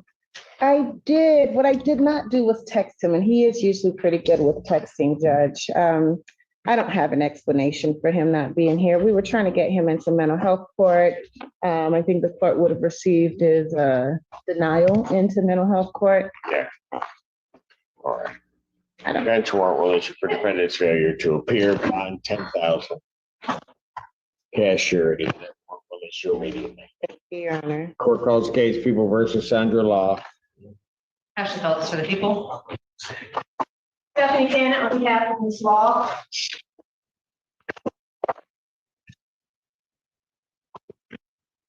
Ms. Law, could you please state your name for the record? Sandra Law.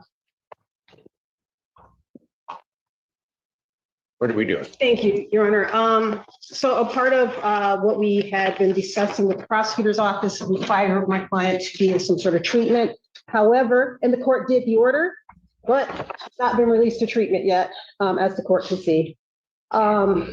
Is that because they can't find something? They're waiting on beds. Yes, Your Honor. They're waiting on beds.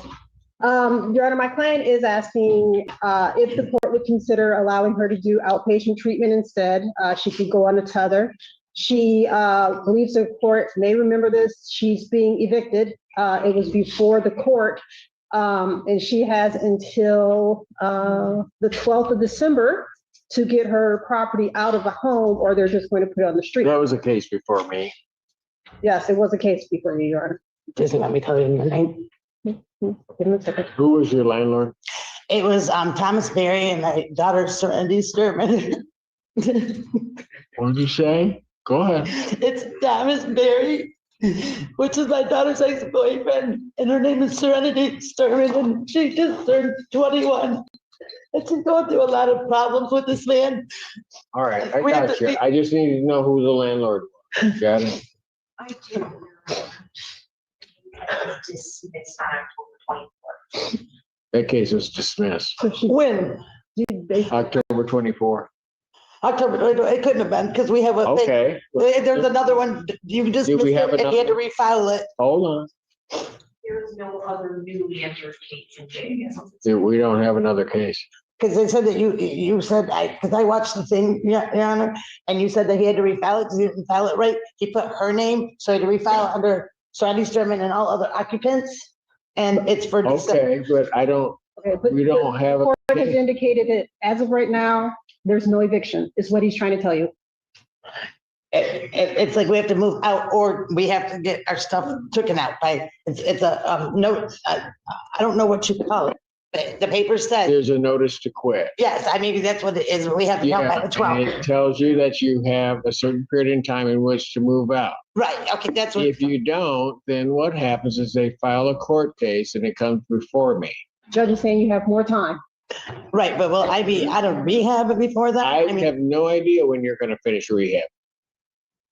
okay, I do have a job. I do have my daughter to take care of. I do have a job. I am enrolled in school through Yale online. Your Honor, I did that to the family. I made a mistake. No, we're not gonna admit, we're not gonna talk about any of that. Your Honor, my client is just waiting to be released into inpatient treatment. As you can see, she's anxious to get out and to do so.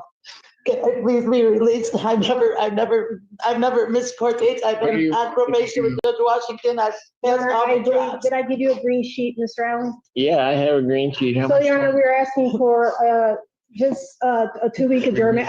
we just need to get her in treatment so that we can work on an offer. Will be adjourned December 18th, 2025, 9 a.m. Bond continued. Thank you. Be released to outpatient treatment. He said no.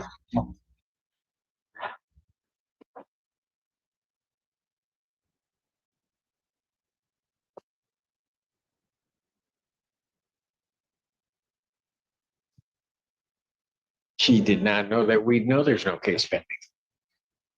Why are you shaking your head? Go ahead. What? What? You're probably should, but I'm not in a hurry for it. Court calls the case before this grant to see ya. Pass the calls for the people.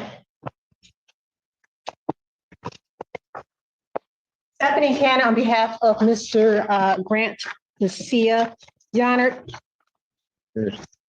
Your Honor, he is not present today. It's my understanding the hospital or the place where he's at faxed information to the court, letting the court know that he is. On a misdemeanor, yes.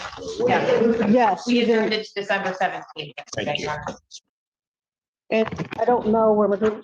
Oh, it's right here. I will adjourn this probable cause conference to December 18th, 2025, 9 a.m. Bond continued. Thank you, Your Honor.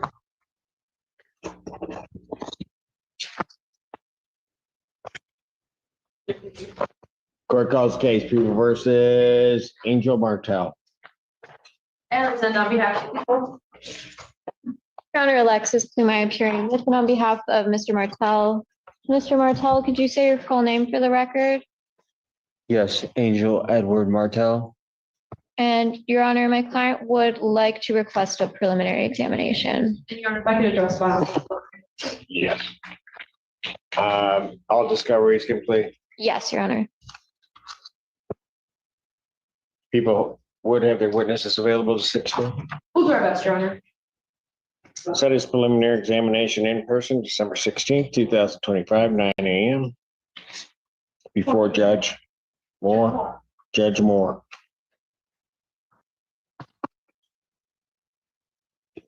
As to bond. Looking at the defendant's jail calls, I have 10 calls to the victim's listed number from his PIN starting on the 24th of November, all the way up until the 1st of December. So at this time, I'm going to be asking that his phone privileges be revoked, for violating his bond. Your Honor, no objection. All right, his bond will continue. Phone privileges are by order revoked. Thank you, Your Honor. Thank you.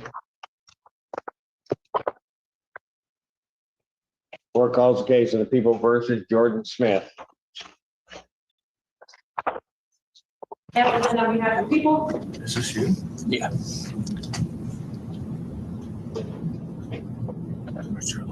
He's coming.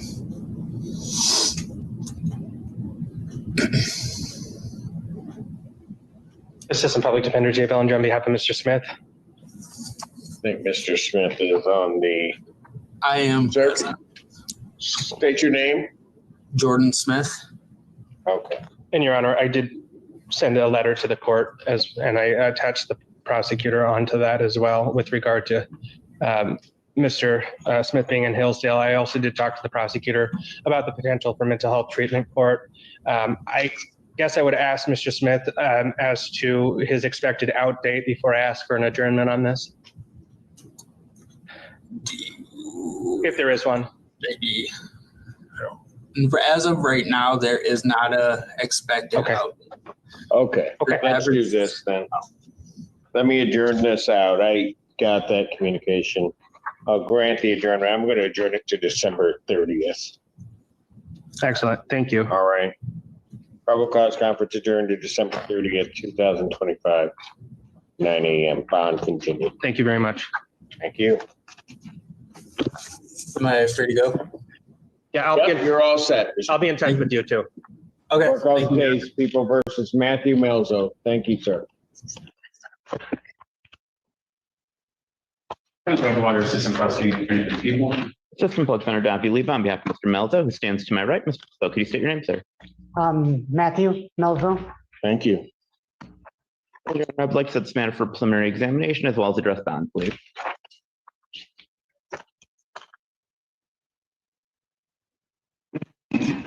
Discovery is complete. It is, Your Honor.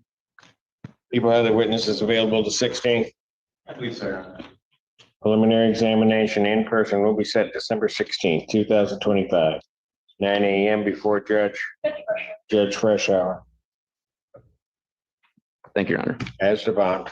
With regard to bond, Mr. Melzo has been in custody for the past 14 days as a result of a bond violation for failing to test. He absolutely realized that he should have been far more diligent about ensuring that he remained in compliance with bond, and he is released. He will go to test right away, and he will not have any further violations. He does have stable housing at his mother's home, and I would ask that the previous bond be reinstated or a bond that he could post be imposed. He does tell me that he could post up to several $100s. I also want to address what I believe is the low likelihood of conviction in this matter. I did review the discovery, which included the sole evidence in this case being a video of Mr. Melzo sitting in the same chair and leaning down slightly after a previous person had sat in that chair and misplaced their wallet. That is. You want to do the preliminary examination now? No, Your Honor. I did want. Okay, go ahead. I did want the court, however, to be aware of that relative lack of evidence in this case in considering my bond argument. Okay. I don't need a response. Motion for bond reduction is denied. Bond will continue. Thank you, Your Honor.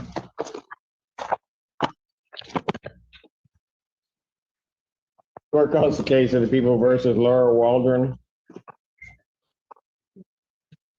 After Phillips for the People. And Assistant Public Defender Jay Bellinger on behalf of Ms. Waldron. Ms. Waldron, can you please state your name for the record? Laura Waldron?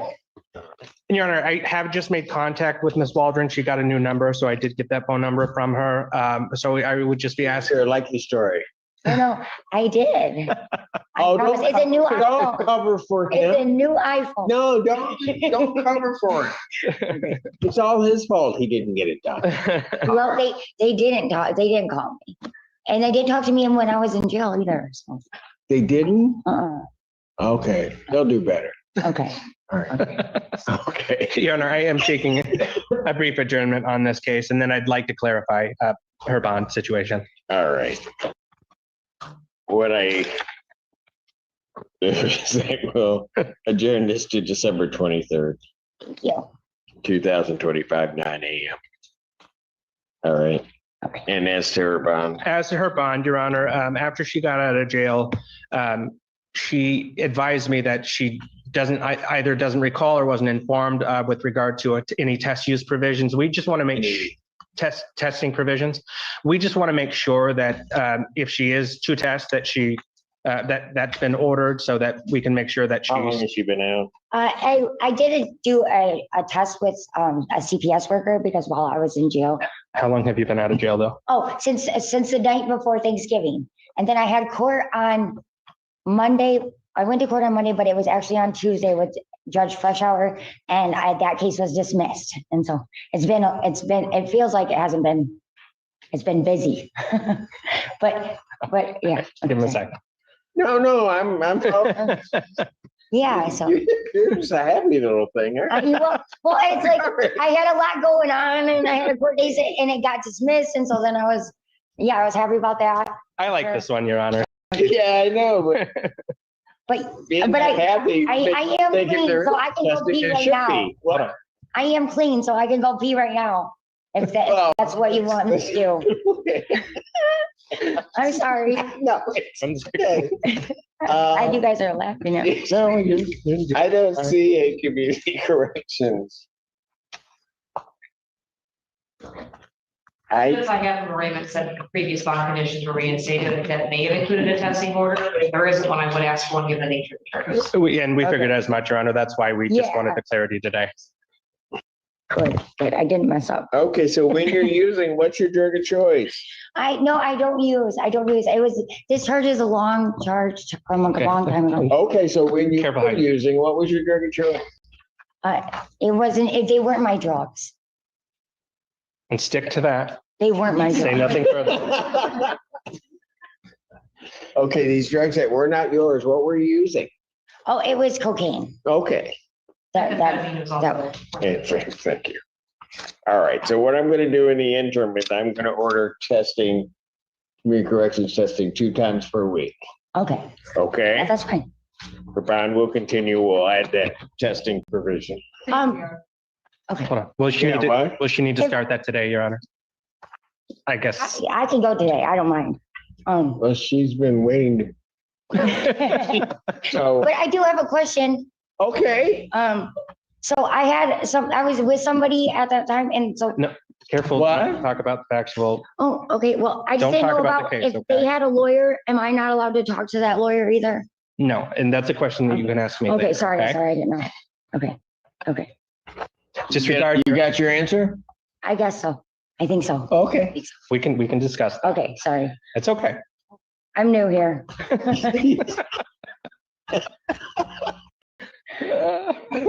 Here. All right, fine. We'll continue with that condition. We'll see you in about 2.5 weeks. All right? All right. Okay. You take care of yourself. I will. We'll be in touch, Ms. Falco. Thank you, Your Honor.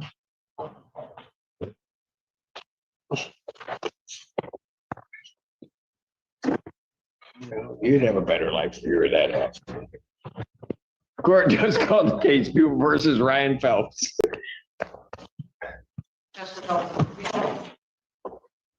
Assistant Public Defender Donvie Leba for Mr. Phelps. Mr. Phelps, could you state your name, sir? Ryan Phelps. All right, I have before me 2 plea forms. In the case ending in 5252, plea form indicates that the defendant will be pleading no contest to the charge of retail fraud in the 3rd degree, the 93-day offense. Upon his successful plea to that charge, count 1 would be dismissed, and he would pay the defendant's agreeing to pay restitution as ordered. On the other matter, ending in 1285, the plea form indicates that the defendant would be pleading guilty to added counts 4 and 5, count 4 being assault and battery, that being a misdemeanor, a 93-day misdemeanor, and also malicious destruction of property, 200 to 1,000, both no contest pleas, that being a 1-year offense, and that upon his successful plea to that charge, counts 1 through 3, 1, 2, and 3 would be dismissed. And in that case, also the defendant is agreeing to pay restitution as ordered. That's the court's full understanding of the agreement. And that is my understanding, Your Honor. Yes, Your Honor. That was observed by AP Nagel from my office. That's my understanding of both of those as well. All right, very good. May I have the defendant sworn? Right hand. You solemnly swear to affirm the testimony you're about to give will be the truth, the whole truth, and nothing but the truth, so help you God. I do, Your Honor. State your name, please. Right. All right. Starting first in the Ann Arbor case, the 5252. Sir, it is this court's understanding that you're going to plead no contest to the charge of retail fraud in the 3rd degree. That's Yes, a Your Honor. misdemeanor punishable by up to 90 days in jail, $500 fine plus court costs.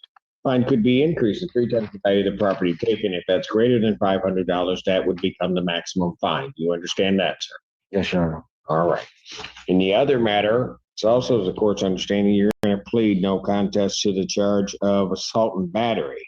That's a misdemeanor punishable by up to 93 days in jail, $500 fine plus court costs. Yes, Your Honor. And also count 5 in that case that you'd be pleading no contest to would be malicious destruction of property, 200 to 1,000. That's a misdemeanor punishable by up to 1 year incarceration, a $2,000 fine plus court costs. The fine could be increased if 3 times the value of the property which is destroyed or otherwise injured is greater than $2,000. That would become the maximum fine. Do you understand that, sir? Yes, Your Honor. All right. Do you understand what a no contest plea is? Yes, Your Honor. All right. 2 things about it I have to make sure that you understand. First of all, it means that you're not further desirous or wanting to contest these charges. You understand that? Yes, Your Honor. The second thing you need to understand is that for purposes of sentencing, the court will treat you the same as though you had pled guilty. You understand that? Yes, Your Honor. You understand that in the City of Ann Arbor case, the 5252 case, that while I'm taking your plea, I would not be your sentencing judge, and you would be sentenced before Judge Valvo, the 15th District Court. And in the other matter, you would be sentenced before Judge Washington in the 14B District Court. You understand that? Yes, Your Honor. All right. Basis for the no contest, please. Lack of memory, Your Honor. All right. So, sir, to the charge of retail fraud, 3rd degree, how do you plead? No contest. No contest, Your Honor. To the charge of assault and battery, how do you plead? No contest, Your Honor. To the charge of malicious destruction of property, how do you plead? No contest, Your Honor. Now, you understand that by pleading guilty or pleading no contest, you'll not have a trial of any kind. Correct, yes. You signed an advice of rights form, is that correct? It's Mr. Gaddy. Yes. Any question regarding those rights? No, sir. All right, look at paragraph 5. You'll see a copy on the podium. Those are the rights which are part of a trial. You understand that by pleading no contest, you're giving up those rights as well as all the rights on that form. Yeah, I understand. And you're giving up your right to appeal of right. Yes, sir. Are you on probation or parole? No, Your Honor. Has anybody promised you anything other than what's been stated here today to get you to plea? No, Your Honor. Anybody threaten you or coerce you? No, Your Honor. You're doing this voluntarily Yes, Your Honor. and of your own free will? Yes, Your Honor. All right. In the case ending in 5252, the court has been provided has reviewed an Ann Arbor Police Department report for their case number 2552615. And in the other matter, court has been provided and has reviewed Washington County Sheriff's Office report for their case number 2559315. Any objection to the court having reviewed the reports on either of these matters? None from the defense. Based upon a review of the respective police reports, the court does find that in each case there's a sufficient factual basis in which the court could determine the defendant's guilt of these offenses. Counsel?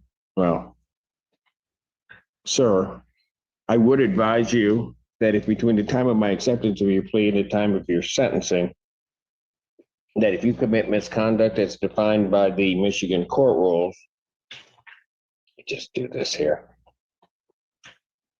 that you would not be entitled to withdraw your plea and you would not be entitled to it. The court would no longer be bound by any sentence evaluation or recommendation. You understand that, sir? Yes, Your Honor.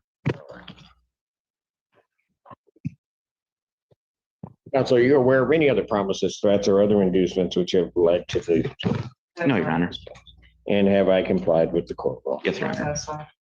Court will, in the case ending in 5252, the court will accept the defendant's plea to count 2, count 1 is dismissed. Pre-sentence investigation and report is ordered at 15th District Court. Sentencing will be January 6th at 9. January 6th, 2026, 9 a.m. It is scheduled before Judge Valvo, but it will likely be a successor. In that matter, bond will continue. Your Honor, I did want to address bond. Of course you did. I have not, as of yet. I was just about to do that. Court will Court will accept the defendant's no contest plea to counts 4 and 5 in the other matter ending in 1285. Counts 1 through 3 are dismissed. Pre-sentence investigation and report is ordered at 14B probation. Sentencing in that case will be January 8th at 10 a.m. January 8th, 2026, 10 a.m. As to bond. Thank you. Thank you, Your Honor.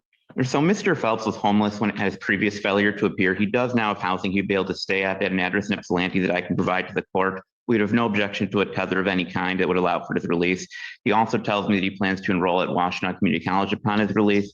Additionally, since he has been in custody, he's been engaging in treatment services, both with Dawn Farm and Alcoholics Anonymous. I don't need a response. Most for bond reduction denied bond. Thank you, Your Honor.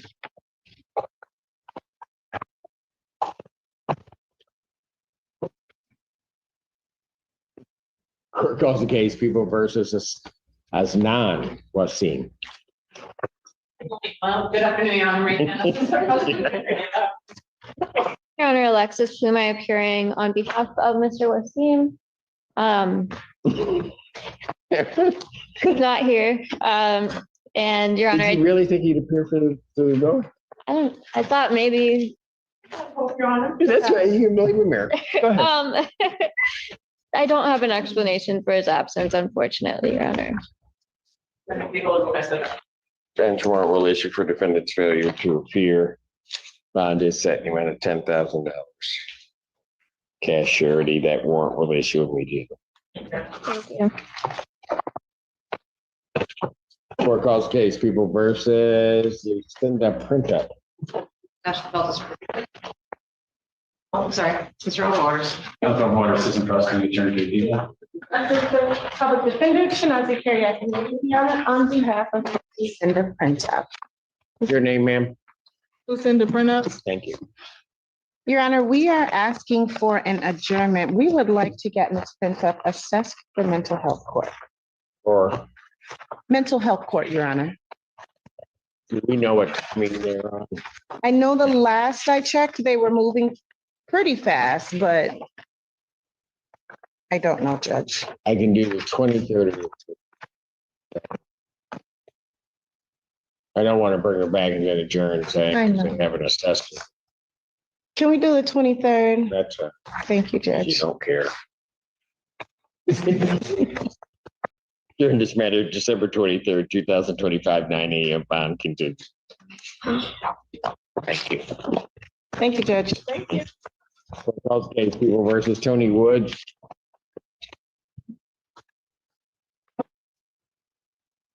Attorney Kara Rosenkrantz, requesting practice under Michigan Court Rule 8.120 under the supervision of APD Stephanie Cannon on behalf of Mr. Woods. I can hear she's on the phone. No, you were on the phone. You ain't even paying attention. Stephanie, I got it. Judge. How would you pick another one? But anyway, permission to practice is granted. Thank you, Your Honor. Your Honor, Mr. Woods is not present because he's actually being held in Kent County at the moment. So we're requesting an adjournment. Are we sure that's where? That's our knowledge. That's where he's being held currently. Here's what I'll do. Understanding that he's in Kent County, I'm going to still issue a bench warrant so they don't release him. They will bring him here, so, or we can go get him. Bench warrant, 10,000. Cash surety, warrant will issue immediately. Thank you. Okay, thank you, Your Honor. Court calls case of People versus Allen Rogers.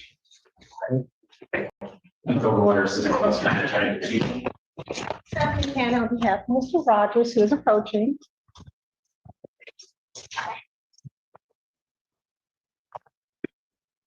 Your name, sir? Alan Rogers. Thank you. There's a, it's a short, it's a plea agreement. No, I'll wait for your housekeeping. Go ahead. There's just somebody's plea agreement, Your Honor, my apologies. Your Honor, we have a green sheet requesting a 2-week adjournment. There is an order that has been, I do not have a green sheet. There is an order that has been, Regarding release to inpatient. yes, that has been signed by me. Thank you. You want to do one for me? Thank you. Your Honor, there is an offer that has been extended, and a part of that offer includes him going to inpatient treatment. So we'll get him in inpatient treatment. I do believe this case will resolve well shy of a trial or even a preliminary exam in this case. All right, but we got to get him on that track to get him into treatment. That is Okay, correct. Your- I've signed that order. Your Honor, I don't have a computer. Mine went to a black screen in court, so I don't have. It went what? The screens went black, like it died. But one of the things I am going to ask for is a furlough. I just went black. I'm not disputing it. So I am he does need a furlough, Your Honor. His father-in-law passed away. Will the court entertain a furlough to allow that? I would put it together. I'd have to have all the requisite information, take it to the prosecutor's office, and then I will make a decision on that. When our services are. Your Honor, those services are, and again, I'm sorry, because everything's on paper because I don't have a computer. The funeral is on Monday and Tuesday and Wednesday. It's in Livonia. And I have all the information. I can prepare an order when I do have a computer. Well, A furlough, request I for need a furlough. request sent to my office with all of the information printed out so that copy to the prosecutor's office so they can take it. Perfect, Your Honor. I'll get it prepared. If I get a computer, I'll get it prepared. Probable cause conference then will be adjourned in this matter to December 30th, 2025, 9 a.m. Continue. 30th. Court calls case People versus Dontrell Smith. People. Why do we have a Dontrell Smith? He's refusing. Pardon? He's refusing. He's refusing. Oh, about to say he Yeah. refused earlier, but he's here. Who is that? Okay. All right, yes, he refused to be seen and refused to come to court. So adjournment. Probable cause conference then will be adjourned January 8th, 2026. We'll see you in the new year. Thank you. 9 a.m. Bond continued.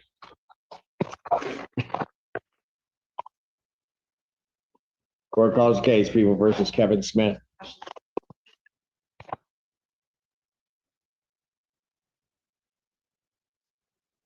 And I do have a green sheet, Your Honor.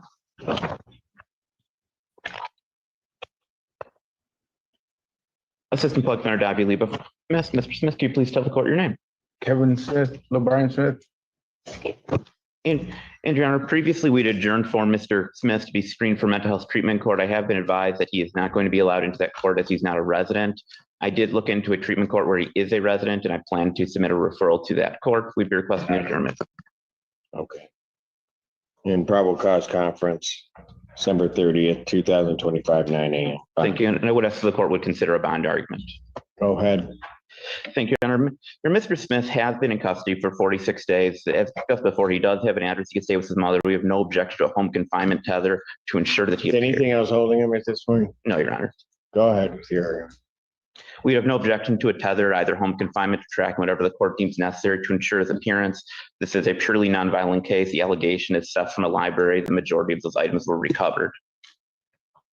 No need a response. Motion for bond reduction denied. Bond will continue. Thank you, Your Honor. Court calls case of People versus Andre Tate. Your Honor, Alexis, whom I am appearing with and on behalf of Mr. Tate. Mr. Tate, could you say your name for the record? Andre DeShante. Thank you.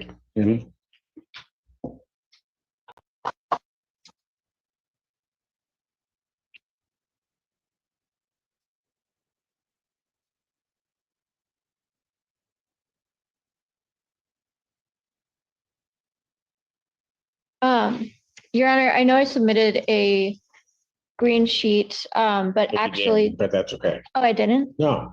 Oh. Well, good thing, because he wants an exam. All discovery is complete. Yes, Your Honor, to my knowledge. People have their witnesses available to 16. Should be able to. Preliminary examination in person, December 16th, 2025, 9 AM. That's before Judge Moore. On continue. Thank you. All we have is in custody. Yes, sir. Court does call the case, People versus Charles Thrower. And on behalf of people. Assistant Public Defender Sandra White on behalf of Charles Thrower. Your Honor, I'm asking for, I'm sorry, go ahead. I'm sorry.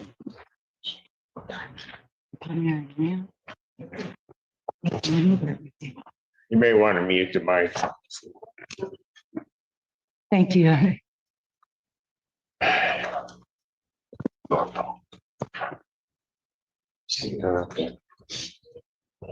Okay. We had one case, one job. Your Honor, can we ask for a 1 week adjournment, please? Purpose? Well, We had originally got a 1 week adjournment so I can meet with Mr. Thrower and go through some evidence, and we didn't get a chance to go through even everything. the 1 week, but we need to get something done. Probable cause conference, December. Your Honor, although we haven't reviewed everything, Mr. Thrower wants a preliminary exam. So discovery is complete. I do believe so, yeah.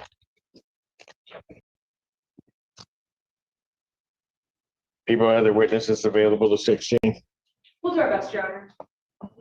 Preliminary examination, December 16th, 2025, 9 AM. That's before Judge Freshour.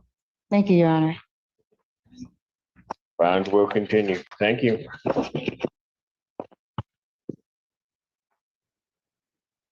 Court calls the cases of the People versus Thomas Vasher. 3 cases. Purposes of public defender, portion of police on behalf of Mr. Vasher, who is approaching the podium. Mr. Vasher, when you arrive, please state your name for the record. Thomas Vasher. Thank you. That's your honor. Thank you, Judge. 2 of Mr. Vasher, 3 cases have been up previously. The third one, this is the first date for the third one, I believe.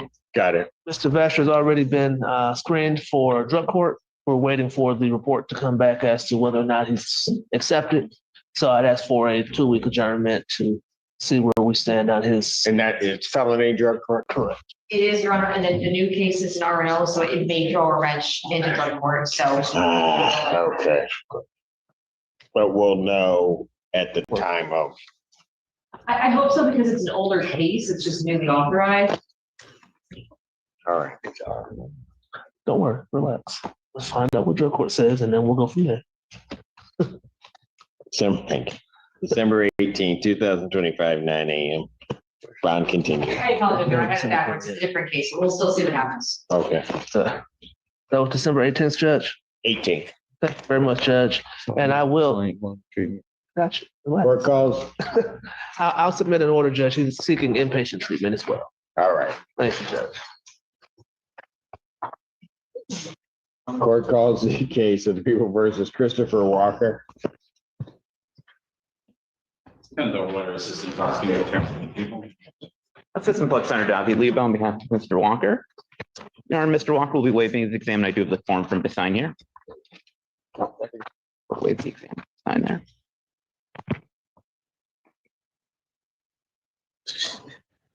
And I have reviewed the rights with Mr. Walker. He is aware of them, and he would like to waive his exam. So you're waiving your right to a preliminary examination? Yes, sir. You understand that that's a proceeding where the people have to show by probable cause that the offense alleged was committed and that you committed it. Correct. You understand that? Sir. You understand you will not have that hearing. You'll proceed to circuit court for further resolution. Yes, sir. People also waive their right. Yeah, people do waive, Your Honor. Preliminary examination having been waived, defendants bound over to circuit court on count one with two following. Thank you, Your Honor. We acknowledge receipt of the information, waive formal reading and stand mute. Defendant having waived formal reading, standing mute. Court will enter a not guilty plea as to both counts. Retrial will be set for December 17th at 1:30 with Judge Conlon. December 17th, 2025, 1:30, Judge Conlon. Thank you, Your Honor. Bond continued.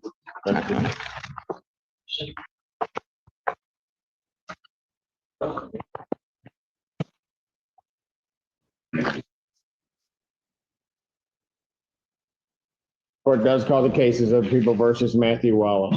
Three cases. And the water system prosecuting attorney for people. Assistant Prosecutor Tepe, I can review that. On behalf of Mr. Matthew Wallace is approaching. Mr. Wallace, state your name. for the Mr. record. Wallace. Matthew Wallace. Thank you.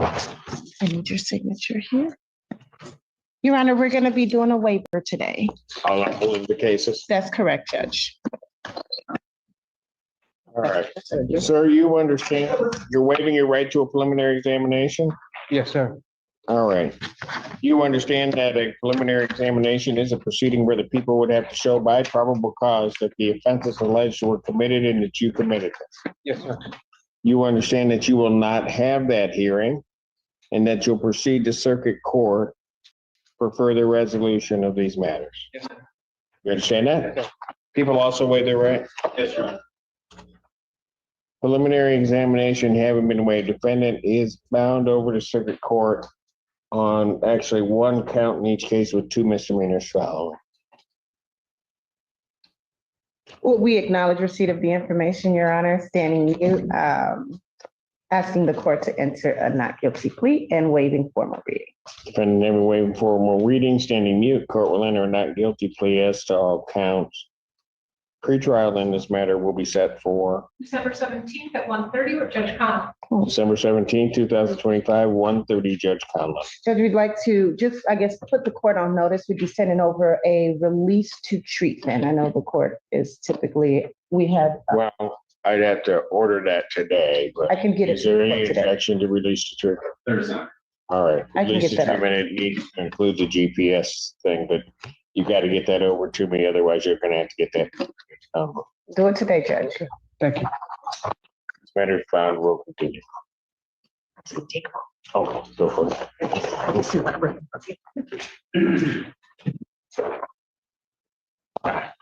Court calls the cases of the People versus Deidre Woods, two cases. Water assistant prosecuting attorney for people.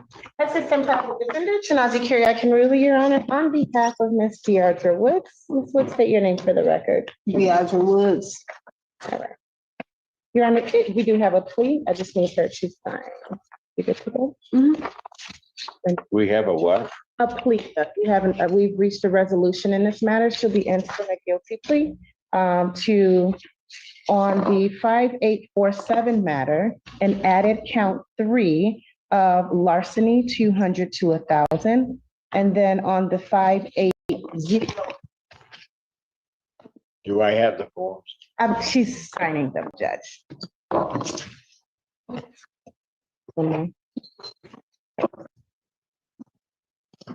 Sorry, Judge.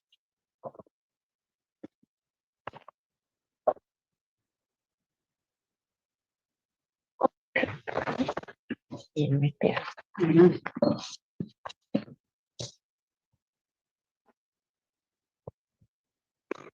Okay.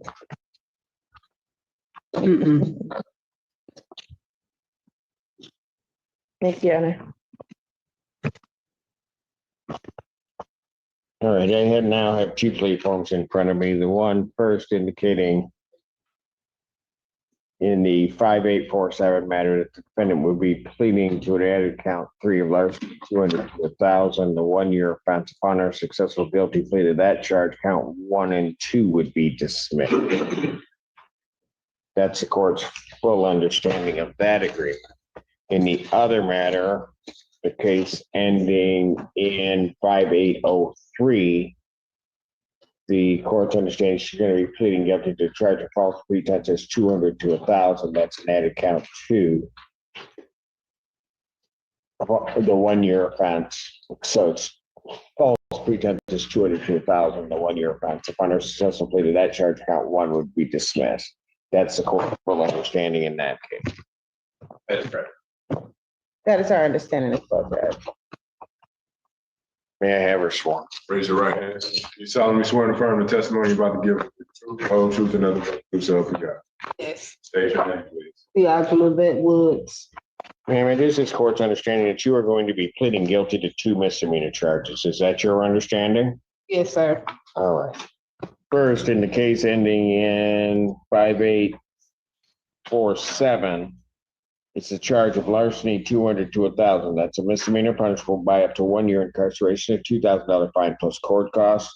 Fine could be increased 3 times the value of the property stolen or subject to the theft. If that's greater than $2,000, that becomes the maximum fine. You understand that, ma'am? Yes. All right. In the other case, it's charge of false pretenses 200 to 1,000. That has the same penalties of up to 1 year incarceration, a $2,000 fine plus court costs. Fine could be increased to 3 times the value of the property taken. If that's greater than $500 or greater than $2,000, that would become the maximum fine. You understand that, ma'am? Yes, sir. All right. You also understand, ma'am, that while I'm taking your plea, I would not be your sentencing judge. It's the same judge on both cases. And that you would be sentenced before the 15th District Court, before Judge Perry. You understand that? Yes. All right. Now, understanding all of that, do you still wish to plead guilty to these charges? Yes. To the charge of larceny, larceny 200 to 1,000, how do you plead? Guilty. To the charge of false pretenses, 200 to 1,000, how do you plead? Guilty. Now, you understand that by pleading guilty, you'll not have a trial of any kind. Yes. All right. You signed an advice of rights form, is that correct? Yes. Any question regarding any of those rights? No. Look at paragraph 5 on that form. You'll see a copy on the podium. Those are your rights, which are part of a trial. You understand by pleading guilty, you'll be giving up those rights as well as all the rights on that form. Yes. You understand you're giving up your right to appeal of right. Yes. Are you on probation or parole? No. Has anybody promised you anything other than what's been stated here today on the record to get you to plead? No. Anybody threaten you or coerce you? No. You're doing this voluntarily? Yes. Of your own free will? Yes. And because you believe that you are indeed guilty of these offenses? Yes, sir. Well, starting in case 5847, on the date of August 16, 2025, at the location of 120 West Huron Street, room 417, what'd you do on that date that makes you think that you're guilty of that offense? I took a bag near the elevator. It was like a purse or a bag, some type of bag. Okay, what is this a hotel? Yes. Okay, you went into the hotel and there's a bag unattended near an elevator? Yes. And you took that bag? Yes. All right, and you kept or tried to keep some of the contents of that bag? Is that correct? Yes. Well, your intent was to keep it, right? Yes. All right. But eventually you got caught and you didn't end up keeping it, right? That's correct. All right. And was the value of the items that you intended to try to keep, was it in excess of $200? Yes. Can't get an iPad for $200, you know that. Yeah. All right. Let's go to the other case. And in the other case, which ends in 5803, on the date of August 16, 2025, at the location of 114 East William Street in the city of Ann Arbor, Washtenaw County, state of Michigan, what'd you do on that date that makes you think that you're guilty of the charge of false pretense? I made an attempt to use a debit card, but he didn't swipe it. The transaction didn't go through. Say again? I made an attempt to use a debit card, but the transaction it didn't go through, so nothing was missing. Okay, but where'd you get this debit card? Out of the bag, out the purse. Oh, okay. So the bag from the incident, then you took a debit card and you tried to use that debit card. Yes. All right. And you know you didn't have authority to use that card. card. Is that correct? Yes, that's correct. And you attempted, well, on that one, you didn't attempt to buy anything or get anything more than 200, did you? No. All right, but on that one, I would take the higher charge Thank you, Judge. as a plea to the lower charge. Okay, ma'am, I do have to advise you that if between the time of my acceptance of your plea and the time of your sentencing, if you commit misconduct as defined by the Michigan court rules, number one, you would not be entitled to withdraw your plea, and number two, that any sentence evaluation or recommendation the court would no longer be bound by. You understand that? Yes, sir. All right. Counsel, are you aware of any other promises, threats, or other inducements which have led to this plea? Defense is not as well, Judge. And have I complied with the court? People are satisfied. Defense is also satisfied. Court will accept the defendant's pleas of guilty in the case ending in 5847. Her will accept a plea of guilty to count 3, counts 1 and 2 are dismissed. In the other matter, will accept her guilty plea to count 2, count 1 is dismissed. In both cases, a pre-sentence investigation and report is ordered at 15 District Court probation. Sentencing in these cases will be December 19th at 8:30. say it again. December 19th at 8:30. December 19th, 2025, 8:30 before Judge Perry. And Judge, can we address bond very Briefly. Yes, Your Honor. Last time we were here, the court did allow Ms. Woods to be released on a tether for the whole purpose of going over to Wayne County to resolve her Wayne County matter. Unfortunately, she has not done so because of the tether. With the resolution that we've reached on this matter now, I'd actually just be asking that the court allow her to be released on a PR bond. Wayne County is going to come and pick her up and put a tether on her for their matter. Well, I don't know that I'd grant her a PR at this time. I think her sentencing is coming up in a few days on the 19th. And I would leave that to Judge Perry. It's already, I guess what we were asking for is if there was a possibility to remove. Move the tether provision. Any response from the people? You would leave that in court's discretion. All right. You're gonna do what you're supposed to do? Yes, Your Honor. Scout's honor. I promise. Scout's honor? Are you a scout? No. Are you a scout? Why are you telling me Scout's honor if you're not a scout? She said Jesus honor. Sound like. Wow, really? Shenanigans? You just laid down that big old trump card. Just. All right, what I will do is on each of these cases, I'll continue your bond. I'll remove the GPS provision. Thank you so much. All Your right, Honor. so that she can go get her matters taken care of. Thank you, Judge Simpson. You're welcome. Thank you, Your Honor. Court does call the case of the people versus Mary Pablo Cobuena. That's felt for the people. Your Honor, Alexis Plumite appearing with and on behalf of Ms. Pablo Cabuena. And Mary, could you say your full name when you get up here? I'm Mary Grecian Pablo Cabrera. Thank you. Okay. Your Honor, I did submit a new order for competency examination. Yes. And would just ask that it be set for a review hearing. I know Mary was referred previously and that evaluation wasn't able to be completed, but I did talk to her and I think there should be no issue with her. This one being completed? Yeah. Okay. So let's hope we can get it expedited so she's not sitting there Right. all the time. I'll sign that new order, ordering a new forensic, set a competency hearing. I still have to set it to basically the time period out, but if we get the report earlier, then I'll move the case on the docket up. So I'll set it for March 5th, 2026, 9 a.m. Thank you. Bond continued. Thank you. Court calls the case, People versus Bonnie St. John. That's felt for the people.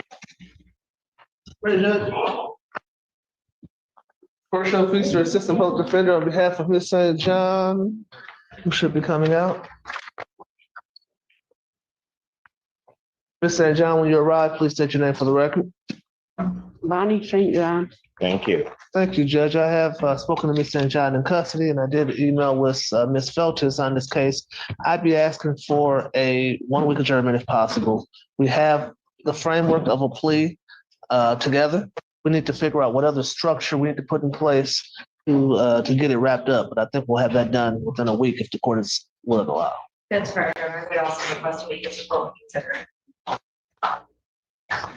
Why do I feel like I'm being ganged up on?